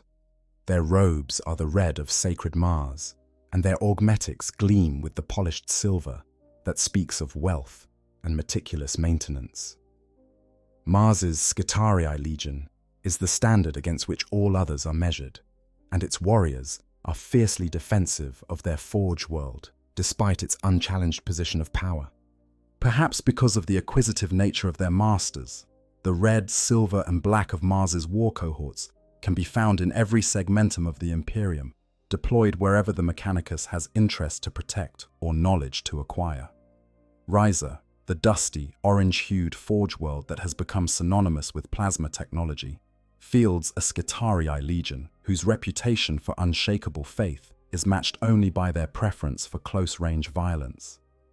Ryza's Skitarii wear ochre armor plates and robes in the same hue as the immense rust dunes that cover the planet's surface. The interiors of their robes dyed deep red in memory of the blood that has been spilled there over the millennia. Ryza has been under near constant attack for centuries, its industrial output attracting the attention of alien warbands and demon hordes alike.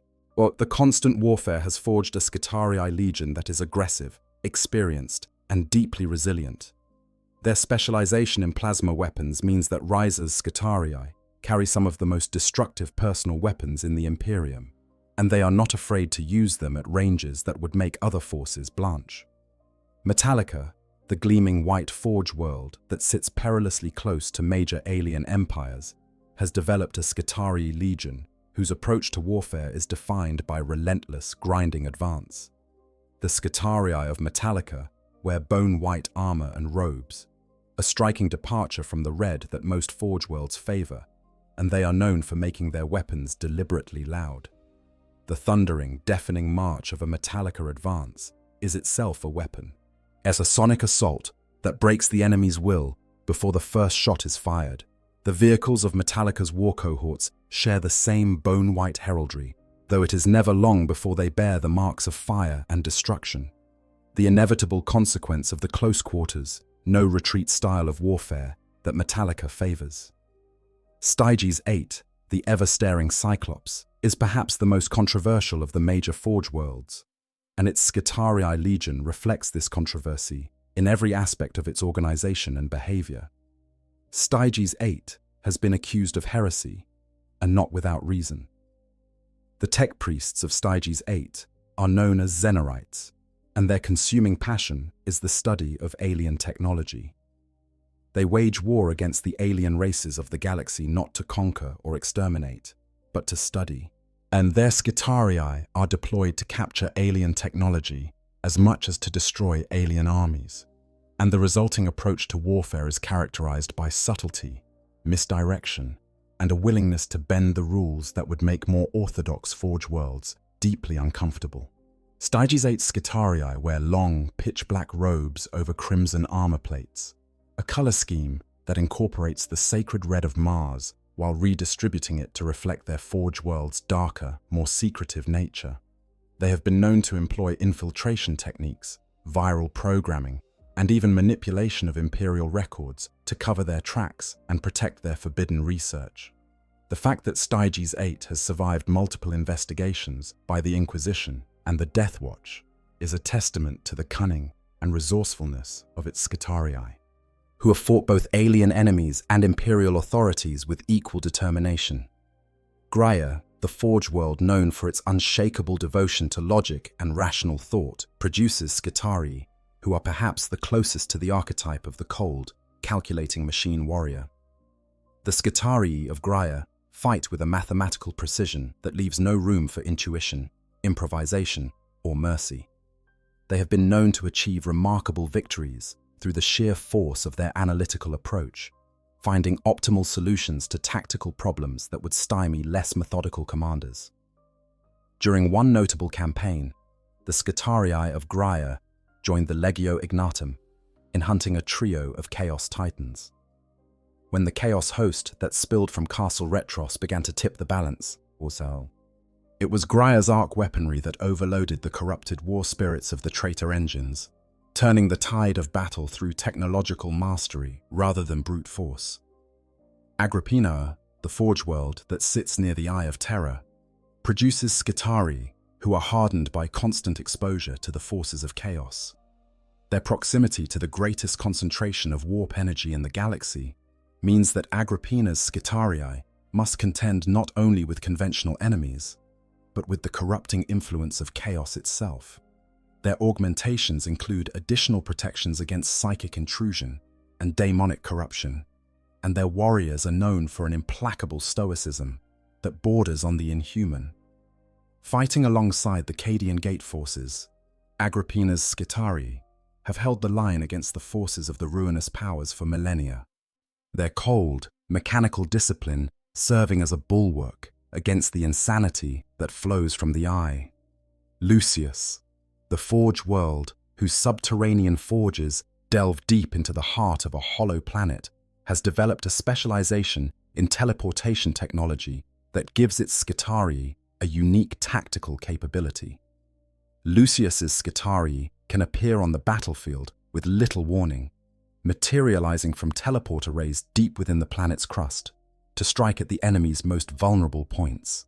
This ability makes them particularly effective in rapid response operations and defensive campaigns, where the ability to place fresh troops at the exact point of enemy attack can turn a breach into a slaughter. Each of these Forge worlds, and the dozens of others scattered across the galaxy, it maintains its own Skitarii legion with its own distinct character, traditions, and fighting style. The diversity is remarkable, a testament to the adaptability of the Skitarii template and the resourcefulness of the tech priests who maintain it. But beneath all this diversity lies a fundamental commonality, Every Skitarius, regardless of their forge world, serves the Omnissiah. Every Skitarius marches into battle with the same cold, mechanical devotion, the same willingness to sacrifice everything, including their very humanity, in the name of the machine god. The robes may be different colors. The weapons may fire different ammunition. The tactics may vary from one world to the next.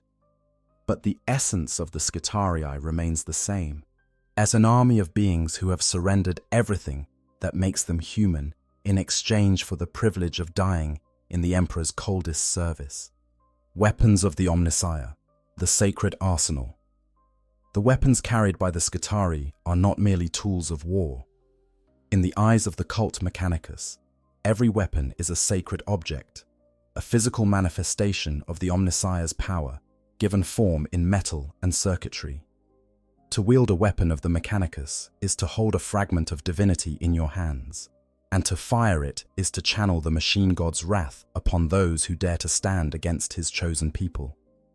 This reverence for their weaponry is reflected in the remarkable craftsmanship and technological sophistication of the Skitarii's arsenal, which includes some of the most exotic and devastating personal weapons in the entire Imperium. The galvanic rifle, the signature weapon of the Skitarii Rangers, deserves a more detailed examination than we have given it so far. The Mark IV Archon designation tells us that this weapon has gone through at least 4 major iterations over the millennia, each one refining and improving upon the last, while maintaining the essential principles that make it so devastatingly effective. The rifle's exterior is deliberately archaic, modeled after the flintlock hunting rifles that the earliest Martian colonists used to hunt the dangerous fauna of the Red Planet in ages long past. The polished wooden stock, the decorative scrollwork, the overall impression of a weapon from a more genteel era, all of this is intentional, a reminder that the Mechanicus reveres the past even as it wields the technology of the far future. Oh, but it is what lies inside the rifle that matters. The galvanic servitor bullets are tiny miracles of engineering, each one a self-contained weapon system in miniature. When a servitor bullet strikes its target, it interfaces with the target's electrical potential, the natural bioelectric field that exists in every living organism. The bullet then triggers a catastrophic discharge, causing all the stored electrical energy in the target's body to burn out in a single, killing blast. The victim does not merely suffer a wound, their entire nervous system overloads. Their muscles spasm with enough force to shatter their own bones. Their heart stops. Their brain ceases function, all in the space of a heartbeat. Against heavily armored targets, the servitor bullet can even interface with the power systems of the armor itself, turning the target's own protection against them as the armor's energy conduits overload and cook the wearer alive inside their own plate. The radium carbine carried by the Vanguard is an entirely different kind of weapon, and in many ways, a far more horrifying one. Where the galvanic rifle kills cleanly and efficiently, the radium carbine kills slowly, painfully, and indiscriminately. Each round fired from a radium carbine is soaked in levels of radiation that would be considered criminally lethal on any civilized world. When these rounds strike home, they punch through armor with the kinetic energy of any conventional bullet. But the real damage comes from the radiation they carry. The irradiated shot contaminates the wound, the surrounding tissue, the air around the point of impact, and even the ground beneath the target's feet. Or a single volley from a radium carbine squad can turn a section of battlefield into a toxic wasteland where nothing can survive for long without heavy protective equipment. The weapon's rate of fire is prodigious. A squad of 10 Vanguard can unleash 30 shots in a single volley, filling the air with a deadly rain of irradiated ammunition that blankets the target area in a shimmering curtain of contamination. Even targets that survive the initial impact will find themselves suffering the effects of acute radiation poisoning within hours, their cells breaking down, their organs failing, their bodies literally dissolving from the inside out as the radioactive isotopes carried by the ammunition do their silent, invisible work. It is a weapon that keeps killing long after the battle is over. and the battlefields where Vanguard have fought bear the scars of their passing for centuries. Dead zones where nothing grows, and the soil itself glows faintly in the dark. The transuranic arquebus is the sniper weapon of the Skitarii arsenal, and it is a masterpiece of long-range lethality. This massive tripod-mounted rifle fires rounds that travel at velocities approaching a significant fraction of the speed of light, giving them an ability to penetrate armor that borders on the absurd. A round from a transuranic arquebus can punch through the reinforced ceramite plating of a Space Marine's power armor, pass through the body of the Marine inside, exit through the backplate, and still have enough energy to kill a second target standing behind the first. The weapon's effective range is measured not in meters but in kilometers, and a skilled ranger marksman armed with a transuranic arquebus can eliminate targets at distances that the target did not even know were possible. The plasma caliver represents the Mechanicus's contribution to the eternal quest for more destructive personal weapons. Plasma weapons are among the most powerful infantry portable arms in the Imperium, firing bolts of superheated matter that burns at temperatures rivaling the surface of a star. The plasma caliver is the Skitarii's version of this technology, and like all Mechanicus weapons, it incorporates features that set it apart from the plasma guns used by other Imperial forces. The caliver's firing mechanism is more stable than most plasma weapons, though this is a relative term, plasma technology being inherently dangerous and prone to catastrophic overheating. And a Skitarii wielding a plasma caliver accepts the risk of their weapon exploding in their hands as simply another aspect of their service to the Omnissiah, one more sacrifice among the many that define their existence. Arc weapons deserve special attention because they represent a branch of weapons technology that is almost unique to the Mechanicus. Powered by bulky perma-capacitors that are shipped from Mars's Great Repositorium, some of these zinc-plated power blocks store energy from the days when the Imperium was young. When an arc weapon discharges, it fires a bolt of blue-white electricity that can fry a man's brain or overload a war machine's data cortex in a fraction of a second. The crack of an arc weapon's discharge is distinctive, a sharp, thunderous sound that echoes across the battlefield like a miniature lightning strike. What makes arc weapons particularly effective is their ability to chain from target to target. When the initial bolt strikes, residual electrical energy arcs outward to nearby conductors, including the metal components of enemy armor, weapons, and cybernetics. A single shot from an arc weapon can incapacitate multiple targets if they are standing close enough together, the electrical charge leaping from one to the next like lightning jumping between trees in a storm. Against vehicles and machines, arc weapons are even more devastating. The concentrated electrical discharge overwhelming data cortexes and machine spirits, shutting down systems, and in extreme cases, causing ammunition stores to cook off and fuel tanks to ignite.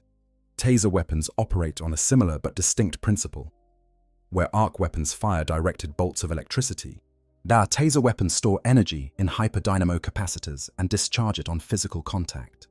The effect is immediate and dramatic, a scorching blast of electrical force that is released the moment the weapon strikes its target. The target is sent flying backward, their nervous system overwhelmed by a surge of power that is often sufficient to kill on its own. The electro-thief prongs at the weapon's tip, then harvest the residual energy from the impact, recycling it back into the capacitors for the next strike. Phosphor weapons are perhaps the most visually spectacular in the Skitarii arsenal. They fire rounds that are coated in a chemical compound that ignites on impact and burns with an intensity that is almost impossible to extinguish. The light produced by burning phosphor is so bright that it can be seen through fog, smoke, dust, and even some types of solid cover, making phosphor weapons invaluable for marking targets for follow-up strikes. Once a target has been hit by a phosphor round, the burning compound adheres to whatever surface it strikes, eating through armor, clothing, and flesh with equal enthusiasm. The victims of phosphor weapons die in agony, their bodies consumed by chemical fire that cannot be smothered, cannot be washed off, and cannot be endured. The Mind Scrambler grenades carried by Sicarian rust stalkers deserve mention for their sheer inventiveness. Each grenade harbors the egg sac of a Cthellan electrogenesis squid, an alien organism that generates powerful bioelectric pulses. When the grenade detonates, the egg sac ruptures and releases a cascade of electromagnetic energy that scrambles the neural pathways of any organic brain in the blast radius. The effect is temporary but devastating, leaving victims confused, disoriented, and incapable of coherent thought or coordinated action for several critical seconds. For the rust stalkers, who close to melee range with terrifying speed, those few seconds are more than enough. The flechette weapons used by Skitarian infiltrators and Taraxii skystalkers fire hundreds of tiny darts, each one bearing a dormant cerebral cell that is awakened in the gun's chamber. This is a level of biological and technological integration that most other Imperial institutions would consider borderline heretical, but the Mechanicus sees it simply as another application of the Omnissiah's gifts, or where one dart hits home, it emits a bioelectric pulse that attracts others, creating a clustering effect that concentrates the damage in the most vulnerable areas of the target's body. The result is a weapon that is disproportionately lethal for its size, capable of felling targets that should, by any reasonable assessment, be able to shrug off such small projectiles. The arsenal of the Skitarii extends beyond personal weapons to encompass the vehicle-mounted systems that arm their dune crawlers, Scorpius tanks, and iron striders. The neutron laser, mounted on the Onager dune crawler, fires a beam of concentrated energy that can punch through the armor of virtually any vehicle in the galaxy. The eradication beamer generates a wave of destructive energy whose characteristics change based on range, becoming more focused and lethal at close distances, but spreading into a wider area of effect blast at longer ranges. The Cognis Heavy Stubber and Cognis Lascanon variants used by the Iron Strider Ballistarii incorporate a machine spirit-guided targeting system that allows the weapons to track and engage targets with a degree of independence, freeing the gunner to focus on other tasks. Every one of these weapons, from the simplest radium pistol to the most devastating neutron laser, is treated by the Mechanicus as a sacred object. They are maintained with religious devotion, their machine spirits appeased with prayers and ritual oils, their components replaced with the same reverence that a priest of the ecclesiarchy would show toward a holy relic. A Skitarius who loses or damages their weapon in battle is expected to retrieve it if at all possible, and the destruction of a weapon is mourned by the tech priests who maintain them with a grief that they would never show for the loss of the warrior who carried it. In the hierarchy of the machine god, the weapon is often valued more highly than the hand that wields it, a fact that tells you everything you need to know about the Mechanicus's priorities. The data harvest. How the Skitarii serve the quest for knowledge. There is an aspect of the Skitarii's service that is often overlooked in favor of the more dramatic elements of their existence, the battles and the augmentations and the exotic weaponry. But it is arguably the most important function they perform, and it is the one that most directly serves the Mechanicus's ultimate purpose. Yet the Skitarii are not merely soldiers. They are sensors, data collectors, instruments of observation that gather information from every battlefield they walk and transmit it back to their tech priest masters in a constant, omnidirectional flow of data. Every Skitarius is equipped with sensors that record everything they experience, not just visual data, though that is certainly part of it, but also atmospheric composition, electromagnetic emissions, gravitational variations, temperature fluctuations, radiation levels, and 1,000 other metrics that the organic senses of a normal human would never be able to detect. This data is processed, packaged, and transmitted in real time to the tech priests overseeing the battle from orbit or from rear echelon command positions, where it is analyzed, catalogued, and added to the vast databases that form the accumulated knowledge of the Mechanicus. This is the data harvest, and it is the true purpose behind every Skitarii deployment. When the Mechanicus sends its legions to war, it is not merely seeking to destroy an enemy or defend a territory. It is seeking information, knowledge about enemy weapons, tactics, capabilities, and vulnerabilities that can be added to the ever-expanding database of the Omnissiah's wisdom. Every shot fired at a Skitarius reveals something about the weapon that fired it. Every alien technology encountered on the battlefield provides data about its design, its power source, its operating principles. Every terrain feature, every weather pattern, every atmospheric condition is recorded and catalogued for future reference. The Onager dune crawlers serve a particularly important role in this process. Their advanced cogitator systems are designed to record battlefield data at a rate that far exceeds what individual Skitarii can achieve. And their hard-linked databanks can store vast quantities of information until they are as full as a tick bloated with stolen blood, to borrow the Mechanicus's own colourful metaphor. The dune crawler then transmits this data directly to the tech priest masters, serving as a relay point for the entire data harvest network. The enhanced data tether and the omnispecs are two pieces of equipment that play crucial roles in this process. The enhanced data tether is a communications device carried by senior Skitarii that projects a tech priest's commands with such clarity that it seems the priest is physically present among the ranks. Yet the Skitarii who carry these tethers are seen as mouthpieces of the tech priests, who in turn are prophets of the machine god himself, and they are obeyed without hesitation by their reverent comrades. The Omnispecs, meanwhile, carries a Raptor-class machine spirit that can read heat emissions, data signatures, and biological waveforms even at extreme range. When focused on a target for an extended period, the Omnispecs will determine the target's weak points and pass this information to its master, allowing for precisely targeted strikes that maximize damage while minimizing ammunition expenditure. The infoslave skulls that accompany senior Skitarii are perhaps the most poignant element of the data harvest system.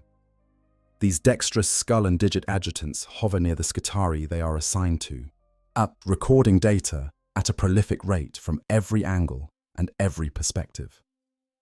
The knowledge that their findings are recorded and reported back is a great boon to the Skitarii, who draw courage and strength from the fact that their sacrifices will not be in vain. Even in death, a Skitarius serves the quest for knowledge, their final moments captured by the Infoslav skull and transmitted to the archives for all eternity. This constant data collection has a secondary effect that is often overlooked but profoundly important. It means that the Mechanicus knows more about the enemies of the Imperium than virtually any other institution.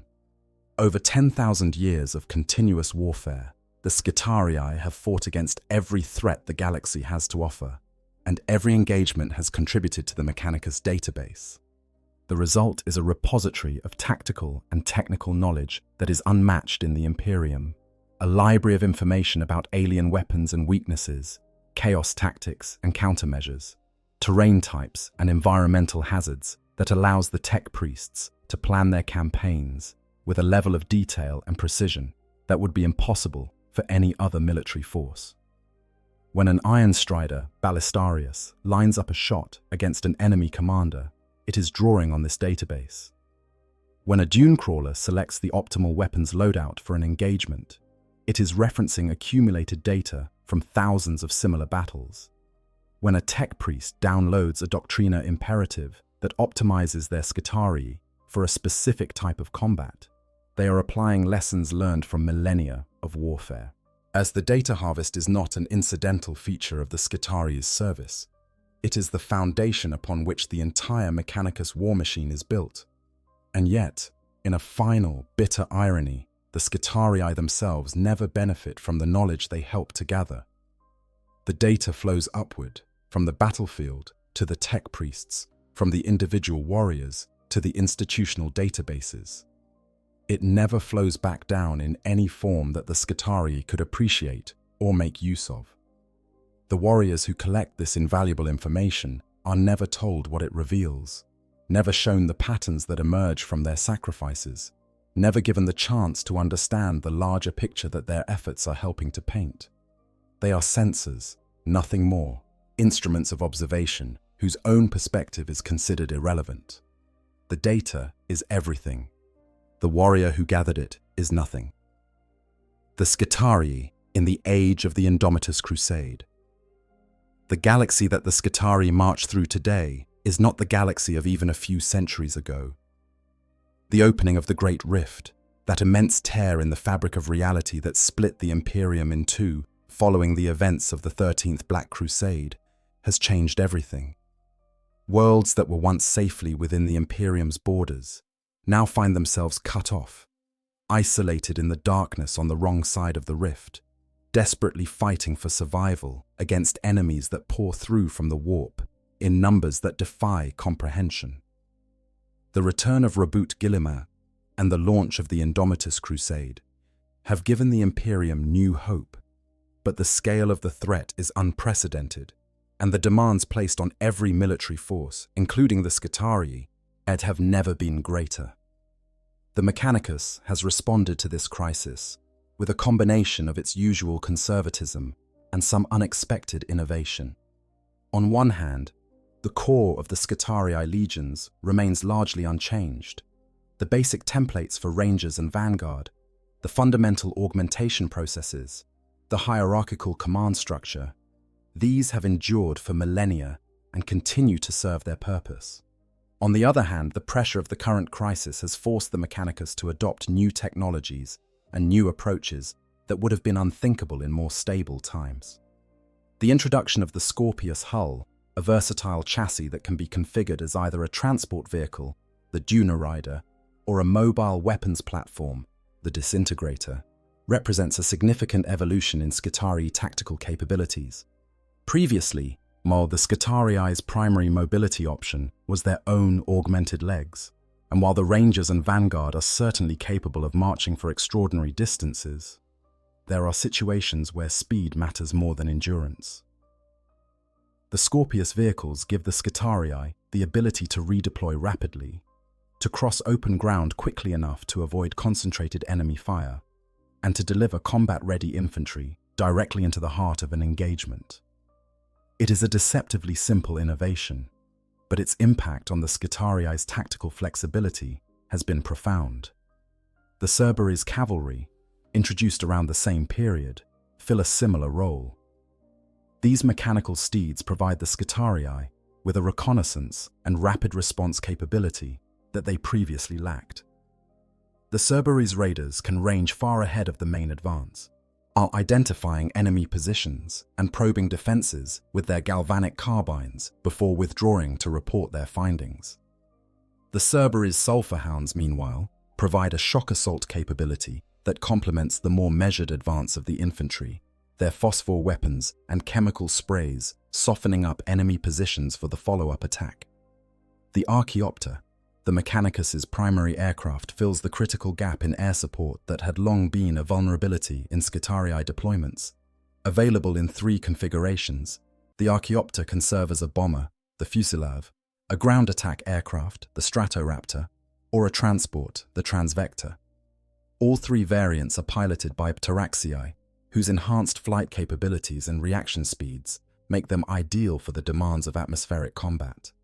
The Archaeopter's introduction means that Skitarii forces can now coordinate air-ground operations in a way that was previously impossible, combining the relentless advance of their infantry with precision airstrikes and rapid aerial insertion of specialist units.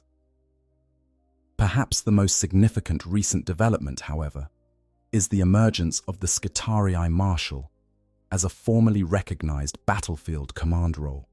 In previous centuries, the Skitarii's chain of command ran directly from the tech priests to the Skitarii alphas, who led individual squads.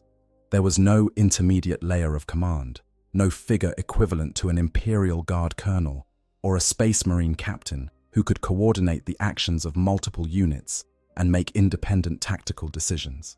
The introduction of the Skitarii Marshal changes this, providing a command element that operates at the operational rather than the tactical level.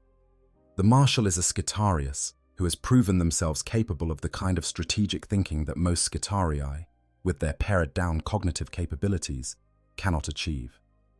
They are equipped with advanced data processing systems and communication arrays that allow them to coordinate the actions of multiple maniples simultaneously, and they are vested with a degree of independent authority that is unusual for any Skitarii. the Marshal can adjust doctriner imperatives on the fly, reassigning combat priorities and reallocating resources without waiting for direction from the tech priests overhead. This capability gives the Skitarii a responsiveness and adaptability that they previously lacked, and it has proven invaluable in the fast-moving, unpredictable battles of the current era. The Sidonian Skatros, another relatively recent addition to the Skitarii roster, represents the Mechanicus' answer to the need for dedicated sniper support at the operational level. These specialist marksmen operate independently, stalking the battlefield with the patient determination of the rangers from whom they are drawn, seeking out high-value targets and eliminating them with single, devastating shots. The Skatros combines the endurance and tracking capability of the standard ranger with the enhanced cognitive function of a Skitarii Alpha, creating a hunter-killer operative who can operate independently for extended periods, making complex tactical decisions without external guidance. All of these developments point to a Skitarii force that is evolving, slowly but surely, while in response to the demands of a galaxy that is more dangerous than it has been in 10,000 years. The basic template remains the same, the cybernetic warrior stripped of their humanity and wielded as a weapon by the tech priests of the Mechanicus. But the edges of that template are being expanded, pushed outward by the necessity of fighting enemies who are more numerous, more diverse, and more dangerous than anything the Skitarii have faced before. Campaigns of the machine, war in every corner of the galaxy. The Skitarii have fought on more worlds, in more wars, and against more enemies than any single record could ever hope to catalogue. Across 10,000 years of continuous service, the legions of the Mechanicus have marched into battle on every type of terrain, in every conceivable environment, against threats ranging from the merely dangerous to the cosmically apocalyptic. To recount every campaign would take longer than the campaigns themselves. But certain engagements stand out, moments in history where the Skitarii's unique capabilities were put to the ultimate test, and where the cold, mechanical devotion of the machine god's warriors proved the difference between victory and extinction. The campaign known as the Burning Goliaths, fought in the year 170 of the 37th Millennium, demonstrates the Skitarii's ability to punch far above their weight class.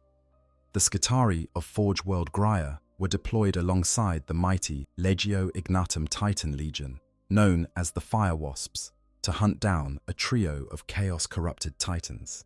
These were not ordinary war machines. They were god engines twisted by the ruinous powers of chaos, and their machine spirits screaming with demonic fury, their weapons corrupted into instruments of unholy destruction. The battle took place in the shadow of Castle Retros, a mountain-sized fortress that served as the Chaos Host's stronghold. At first, the battle went well enough. The Fire Wasps engaged the traitor Titans in a duel of god engines, the ground shaking beneath the footsteps of these walking mountains as they traded devastating salvos of fire and death. But then the gates of Castle Retros opened, and a Chaos Host spilled forth, a tide of corrupted flesh and screaming metal that threatened to overwhelm the supporting Skitarii forces and leave the loyal Titans exposed. Victory seemed to be slipping away. The weight of numbers was turning against the Loyalists, and for all their mechanical discipline, charmed the Skitarii could not hold back the flood of Chaos worshippers forever. And then some unnamed Skitarii Alpha, whose designation has been lost to time, had an idea. Instead of targeting the Chaos infantry, the Skitarii turned their arc weaponry on the traitor Titans themselves. Arc weapons fire bolts of blue-white electricity that can fry a man's brain or overload a war machine's data cortex in a second. But to use them against something as large and as well shielded as a Titan was considered foolhardy at best and suicidal at worst. It worked. The concentrated arc fire found the seams in the corrupted Titan's shielding, probing for the data cortexes that housed their twisted machine spirits. One by one, the war spirits of the traitor engines were overloaded, their corrupted programming burning out under the electrical assault. The Titans staggered, their weapons falling silent, their legs locking in place as their machine spirits died screaming. The fire wasps finished them off, and as Castle Retros was razed to the ground, its tumbling walls were lit by the giant, flaming corpses of the fallen god engines. It was a victory won not through brute force, but through the application of technology and ingenuity, qualities that the Skitarii possess in abundance. The event known as the Unknowable, which took place in the year 991 of the 41st Millennium, tells a different kind of story. Skitarii from Styges 8 were sent to a world called Magog, a planet whose oceanic industry had gradually dried up its oceans to reveal ancient architecture beneath the waves. Not human architecture, necron-tier architecture, the angular, obsidian structures of a tomb complex that had lain dormant beneath the waves for millions of years, waiting for the water to recede and the light to reach its slumbering masters. The Skitarii fought valiantly against the awakening necrons, those ancient mechanical horrors whose technology makes even the Mechanicus look primitive by comparison. The cybernetic warriors held the line, buying time for the planet's civilian population to evacuate. Every islander on Magog was saved. Every last man, woman, and child shepherded to safety, while the Skitarii fought and died to hold back the silver tide. But the Skitarii themselves were badly outmatched. Necron technology is orders of magnitude more advanced than anything the Imperium possesses, and the awakening tomb complexes unleashed warriors and weapons that the Skitarii simply could not counter. Only the commanding tech priests escaped the ensuing carnage, slipping away behind the lines to pursue their true objective, the acquisition of knowledge about the Necron technology. But even in this, they were thwarted. They ran into Trazyn the Infinite, the notorious Necron overlord who collects interesting specimens the way some people collect stamps. One by one, the tech priests were captured in stasis fields and added to Trazyn's collection, displayed as part of a monument to Magog's fall. It is a cautionary tale, a reminder that even the most dedicated and capable warriors can be overwhelmed by a sufficiently advanced enemy. The Skitarii who died on Magog did so without complaint, without fear, without regret. They had accomplished their mission, the evacuation of the civilian population. That their own lives were forfeit in the process was simply the cost of doing business in the Emperor's name.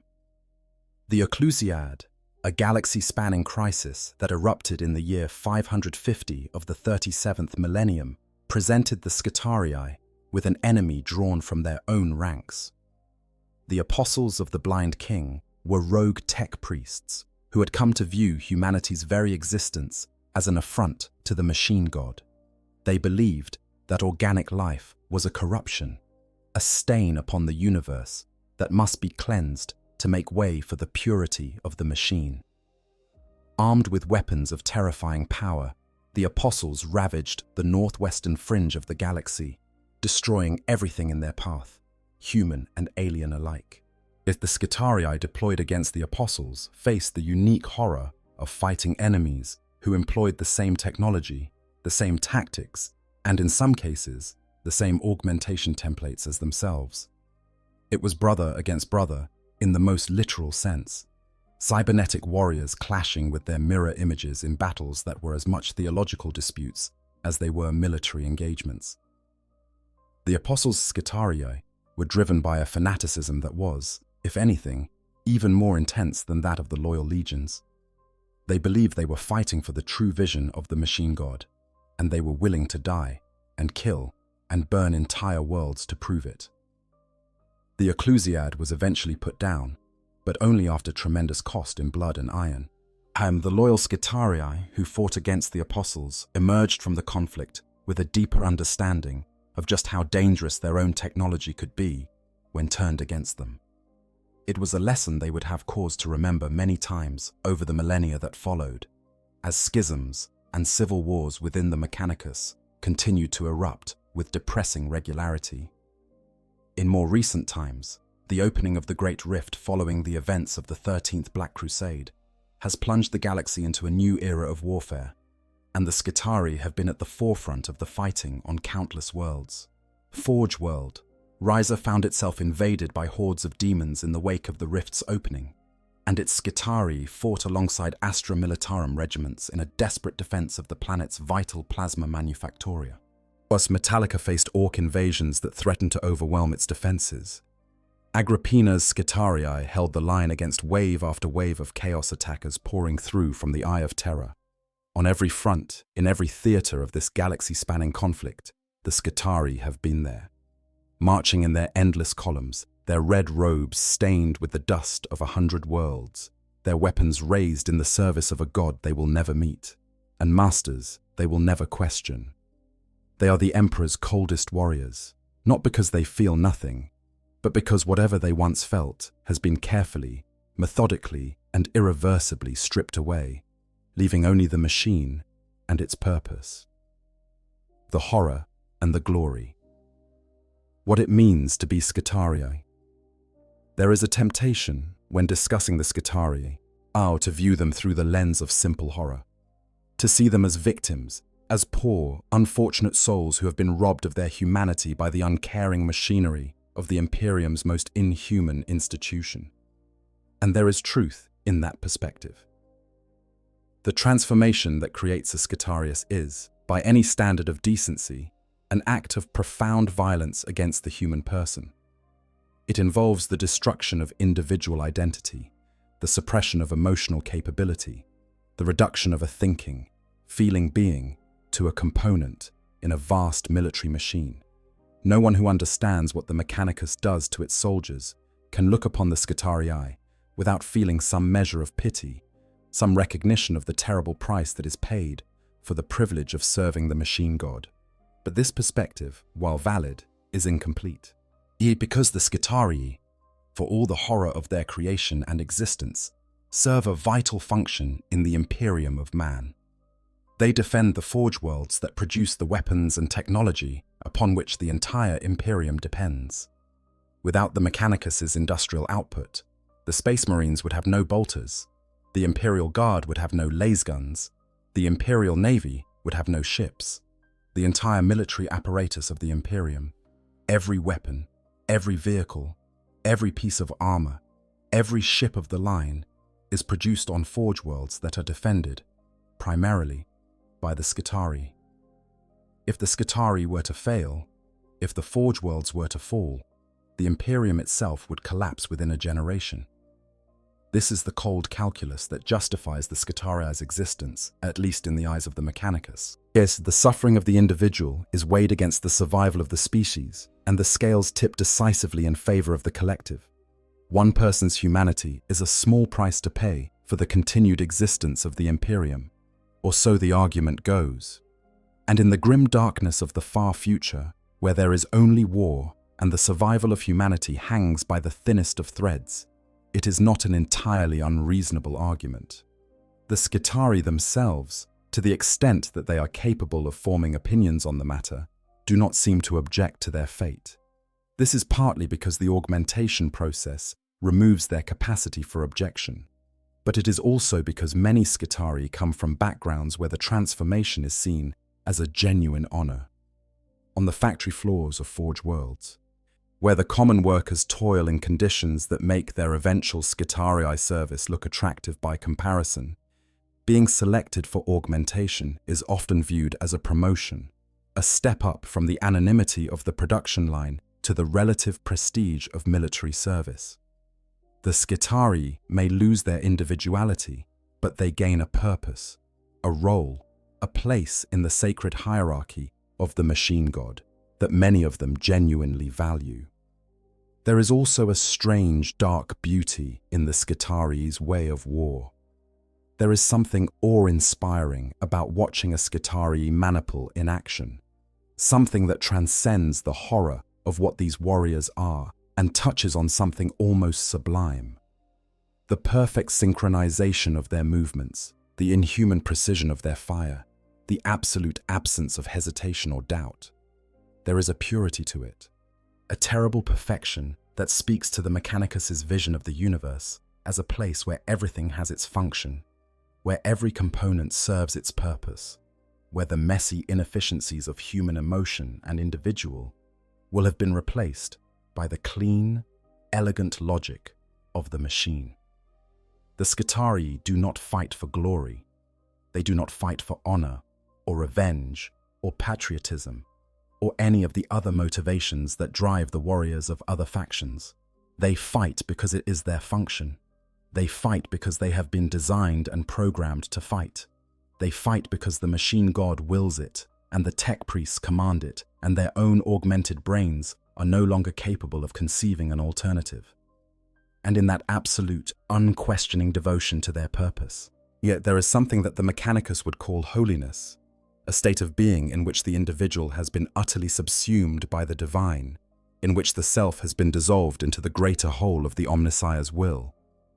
Whether that constitutes a kind of spiritual fulfillment or a kind of spiritual death is a question that the Mechanicus does not ask, and the Skitarii are no longer capable of answering. It is perhaps the most profound and unsettling question raised by their existence, and it is one that, in the grim darkness of the far future, will never be resolved. The eternal march, legacy and the future of the Skitarii.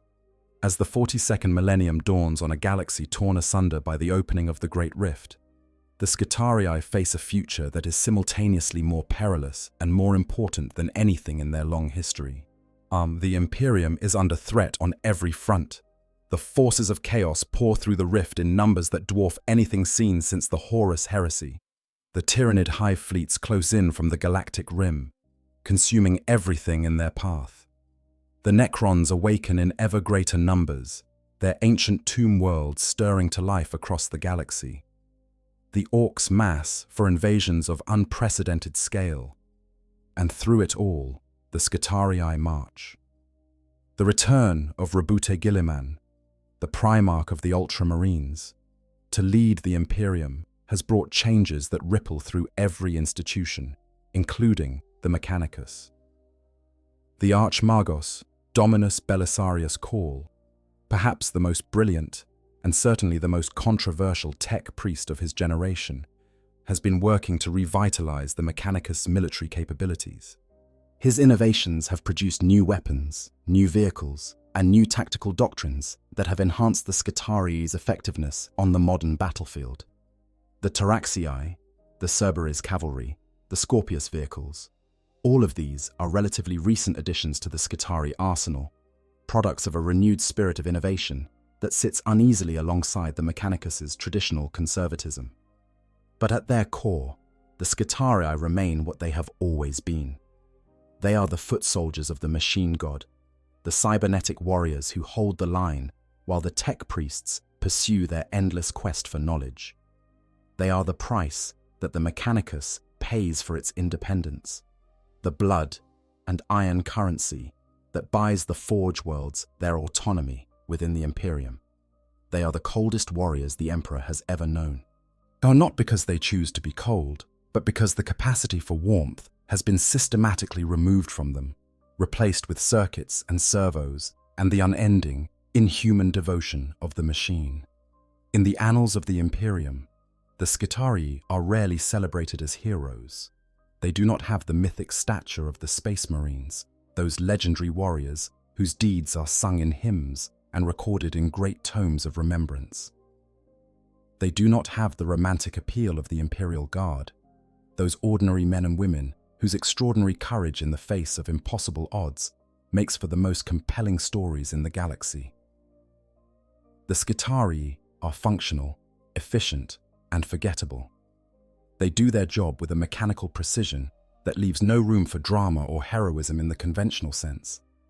They fight, they die, they are replaced, and the march continues.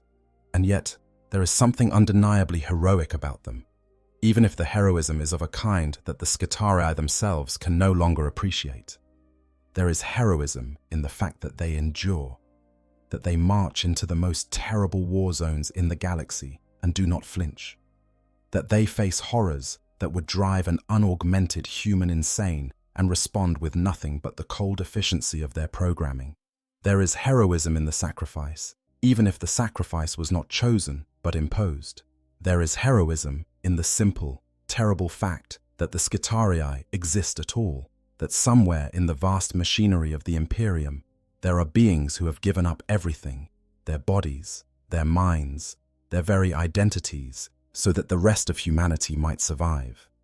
They are the Emperor's coldest warriors. They are the machine, God's most faithful servants.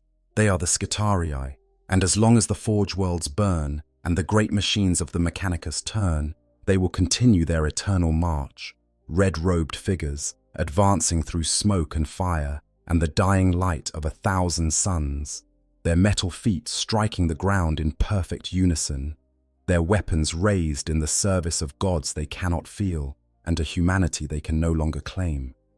In the grim darkness of the far future, there is only war, and in that war, the Skitarii will always be there, marching, fighting, dying, and being replaced.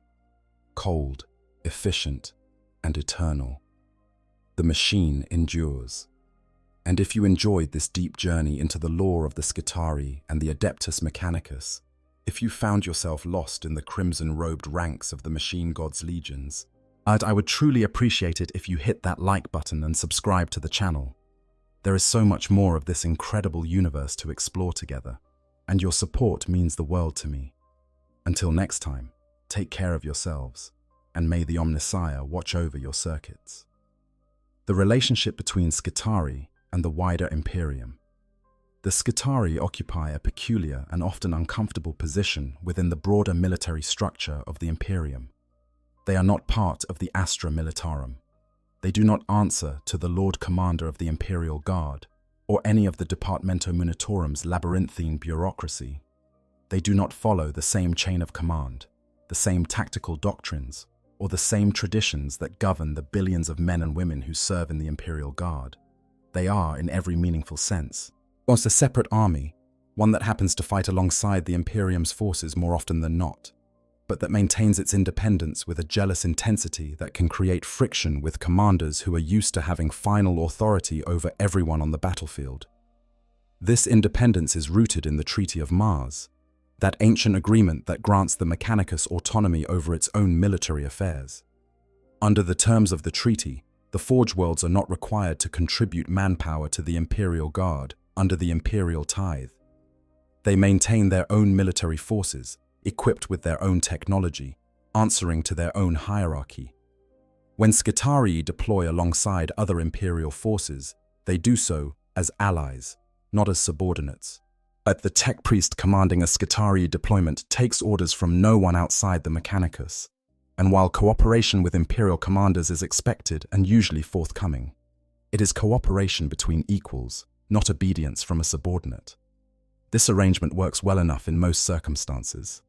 The Astra Militarum is generally glad to have Skitarii support, because the Mechanicus's warriors bring capabilities that no other Imperial force can match. The advanced weapons, the cybernetic resilience, the exotic war machines, all of these make the Skitarii a valuable addition to any combined arms force.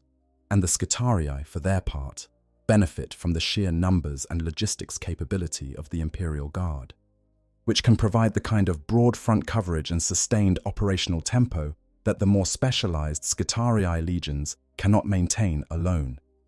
But tensions do arise. Imperial Guard commanders have been known to express frustration with the Mechanicus's habit of pursuing its own agenda on the battlefield, diverting forces to secure technological artifacts or investigate anomalous energy readings, when the tactical situation demands that every available unit be committed to the fight. The Skitarii's cold, emotionless demeanor can also create problems with morale in adjacent Imperial Guard units. Soldiers who have just watched their comrades die in a desperate last stand do not appreciate the sight of Skitarii warriors walking past the bodies without so much as a glance, their optical sensors already tracking the next target, their augmented minds already processing the next tactical problem. The Skitarii's radiation output, particularly that of the Vanguard, is a constant source of complaint from non-Mechanicus personnel. Astra Militarum officers have lost soldiers to radiation exposure simply from being stationed too close to a Vanguard deployment zone, and the Mechanicus response to such complaints is typically a shrug and a reminder that the vanguard were there first. The concept of friendly fire through radiation contamination is not something the tech priests lose much sleep over, and the resulting ill will has been a recurring source of friction in combined operations throughout the Imperium's history. Relations with the Space Marines are somewhat different. The Adeptus Astartes and the Adeptus Mechanicus have a long and complex history, and one that predates the Imperium itself and has been shaped by both cooperation and conflict over the millennia. The Mechanicus maintains and supplies much of the Space Marines' equipment, and this creates a relationship of mutual dependence that neither side is entirely comfortable with. The Space Marines need the Mechanicus to keep their power armor functional, their bolters firing, and their vehicles running. The Mechanicus needs the Space Marines to provide the kind of rapid response, high-intensity combat capability that the Skitarii, for all their virtues, cannot replicate. When Skitarii and Space Marines fight side by side, the results can be spectacular. The Space Marines' aggressive, dynamic style of warfare complements the Skitarii's methodical, systematic approach, creating a combined force that can adapt to virtually any tactical situation. The Space Marines punch through enemy defenses with their characteristic fury, while the Skitarii consolidate the gains, secure objectives, and establish the kind of durable presence that allows territorial control. It is a partnership that has won battles on thousands of worlds, and when it works well, it demonstrates the Imperium at its most effective. The relationship between the Skitarii and the Titan legions of the Collegia Titanica is perhaps the most important and least discussed of all the Skitarii's military partnerships. The Titan legions are the ultimate expression of the Mechanicus's military power, god engines that stride the battlefield like walking mountains. Their weapons capable of leveling cities, and their shields able to shrug off attacks that would destroy conventional armies. But for all their power, Titans have a critical vulnerability. They have a dead zone, a region immediately around their feet where their main weapons cannot depress far enough to engage targets. An enemy that can get into this dead zone, whether through tunneling, teleportation, or simple courage under fire, can threaten the Titan's legs, its power systems, or even its cockpit, without fear of retaliation from its primary armament. This is where the Skitarii come in. One of the most important roles of the Skitarii legions is to serve as the ground-level defense for Titans on campaign. The Skitarii, specialized Skitarii formations that are dedicated entirely to Titan protection, form a defensive screen around the god engine's legs, engaging any enemy that tries to close to boarding range. The Skitarii hoplites carry mag inverter shields that create localized gravitational anomalies, deflecting incoming fire and physically repelling enemies who try to get too close. The Skitarii peltasts carry long-range precision weapons that can pick off threats at distance, thinning enemy numbers before they can close the gap. This relationship between the Skitarii and the Titans is symbiotic in the truest sense. The Titans provide overwhelming firepower and morale-shattering presence, while the Skitarii provide the close-in defense and infantry support that the god engines need to operate effectively. Without the Skitarii, even the mightiest Titan would be vulnerable to swarm tactics and close assault attacks. Without the Titans, the Skitarii would lack the ability to engage the largest and most heavily armored enemy targets. Together, they form a combined arms team that is among the most devastating in the galaxy. The silent question, consciousness, faith, and the machine. There is a question that hangs over everything we have discussed today, a question that the Mechanicus has spent 10,000 years trying to avoid, and that the Skitarii themselves are no longer capable of asking. The question is simple, and it is this: are the Skitarii alive? Not in the biological sense. That answer is straightforward enough.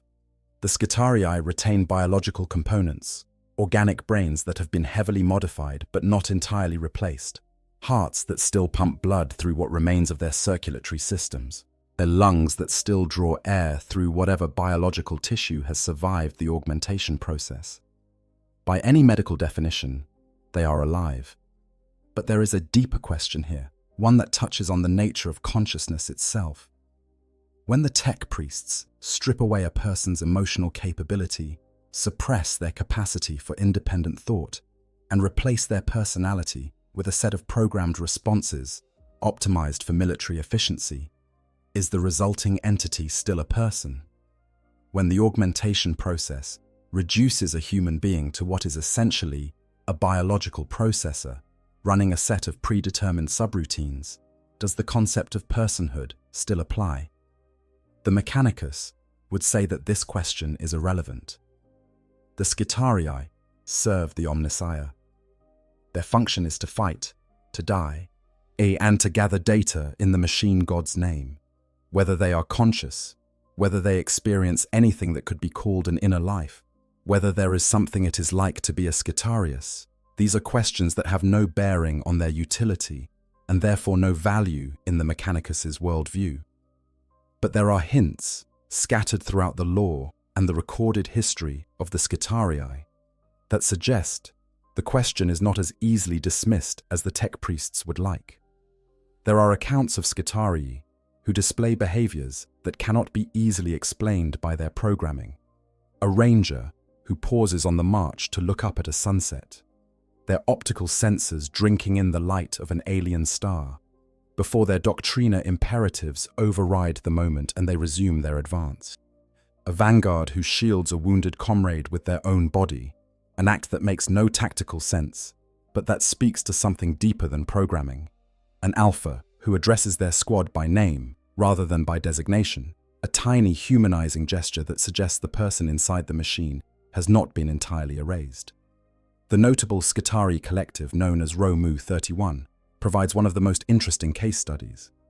Romu 31 was not an individual, but an entire squad that shared a collective identity, operating as a single consciousness distributed across multiple bodies. Serving under tech priest Coriel Zeth during the Schism of Mars, Romu 31 was assigned to rescue and guard the psychotranscriber Dahlia Cythera. Unusually for Skitarii, the members of Romu 31 were capable of some forms of emotion, most notably humor and camaraderie. They joked with each other. They showed concern for Dahlia's well-being. They made choices that went beyond their programming, including the decision to stay by Dahlia's side as she became the new guardian of the dragon deep within the Noctis labyrinth, a choice that would mean an eternity of vigil in the darkness beneath Mars. Romu 31 is often cited as evidence that the Skitarii augmentation process does not entirely destroy the humanity of those who undergo it, that somewhere beneath the layers of circuitry and programming, the person who went into the augmetic slab still exists, however diminished and constrained. Whether this is a universal truth or an anomaly specific to the unique circumstances of Romu 31's creation remains unknown. But the Mechanicus has shown no interest in investigating the question. The faith of the Skitarii, if it can be called faith, is another area of profound ambiguity. The Skitarii are devoted to the Omnissiah. This is not in question. Their programming ensures that they serve the machine god with an absolute loyalty that admits no doubt and no deviation. But is this faith, or is it simply obedience? When a Skitarius chants binary prayers before battle, are they communing with the divine, or are they executing a subroutine that produces vocalizations their tech priest masters have identified as beneficial to combat performance? When a ranger walks for decades in pursuit of their quarry, sustained by nothing but their mechanical endurance and their devotion to the Omnissiah's cause, is that persistence an expression of genuine spiritual commitment, or merely the output of a machine that has been programmed not to stop? The Mechanicus does not distinguish between these possibilities, because the Mechanicus does not see a meaningful difference between faith and programming. In the cult Mechanicus's theology, faith is a form of code, a set of instructions written into the soul by the machine god that directs the faithful toward their proper function. From this perspective, the Skitarii's programmed devotion is faith in its purest form, unsullied by doubt or rebellion or the messy complications of free will. The perfect soldier is the perfectly programmed soldier. and the perfectly faithful servant is the one whose faith has been hardwired into their brain. For those outside the Mechanicus, this theology is deeply unsettling. The idea that faith can be manufactured, that devotion can be coded, that loyalty can be installed rather than earned, runs contrary to the beliefs of virtually every other institution in the Imperium. The ecclesiarchy, the imperial church, teaches that faith is a choice, a freely given act of devotion that has meaning precisely because the faithful could have chosen otherwise. The Space Marines believe that honor and loyalty are qualities that must be earned through trial and sacrifice, not implanted through neural surgery. Even the Astra Militarum, for all its brutal pragmatism, recognizes that the courage of its soldiers has value because it is real, because the men and women who stand in the line of fire do so not because they are incapable of feeling fear, but because they feel it and stand firm anyway. The Skitarii have no such claim to make. Their courage, if it can be called that, is a function of their programming. Their loyalty is a product of their augmentation. Their devotion is a consequence of their conditioning. And this raises a final, terrible question. If everything the Skitarii are has been manufactured, programmed, and installed by the tech priests who created them, then who is the true author of their deeds? When a Skitarius performs an act of apparent heroism, is the credit due to the warrior or to the engineer who built the warrior? When a Skitarii legion achieves a great victory, is it the soldiers who deserve the glory or the tech priests who designed, programmed, and directed them? In the Mechanicus' own records, the answer is clear. It is always the tech priests who receive recognition for the achievements of their Skitarii. The warriors themselves are not celebrated, not commemorated, not even individually identified in most cases. They are tools, and when a tool performs well, you praise the craftsman who made it, not the tool itself. It is a perspective that is consistent with the Mechanicus' worldview, but that strikes most outside observers as profoundly unjust. A final indignity heaped upon beings who have already sacrificed more than most people can imagine. And so the Skitarii continue their eternal march, neither celebrated nor mourned, neither alive in the fullest sense nor dead in any conventional one. They exist in a liminal space between the human and the mechanical, a space where questions of consciousness and faith and personhood dissolve into the cold, as efficient hum of the machine. They are the Emperor's coldest warriors, and in their silence, in their mechanical devotion, in their absolute and unquestioning service, they embody everything that is most terrifying and most tragic about the Imperium they serve. The machine endures. The question of what, if anything, lives inside it will have to wait for another day. And that, my friends, brings us to the end of our journey through the crimson-robed legions of the Adeptus Mechanicus. If you found yourself drawn into this world of iron and faith, of mechanical devotion and silent sacrifice, I would be deeply grateful if you hit that like button and subscribe to the channel. Every subscription helps this community grow, and there are so many more stories to tell from the grim darkness of the far future. Leave a comment below and let me know which aspect of the Skitarii fascinated you the most, or which topic you would like me to explore next. Until then, stay safe, stay curious, and remember, in the eyes of the Omnissiah, knowledge is the only true immortality. I will see you in the next one. I hope you guys enjoyed the story. Make sure to hit the subscribe, like, share button, whatever you want. Give me some feedback if there's any. And yeah, sleep well.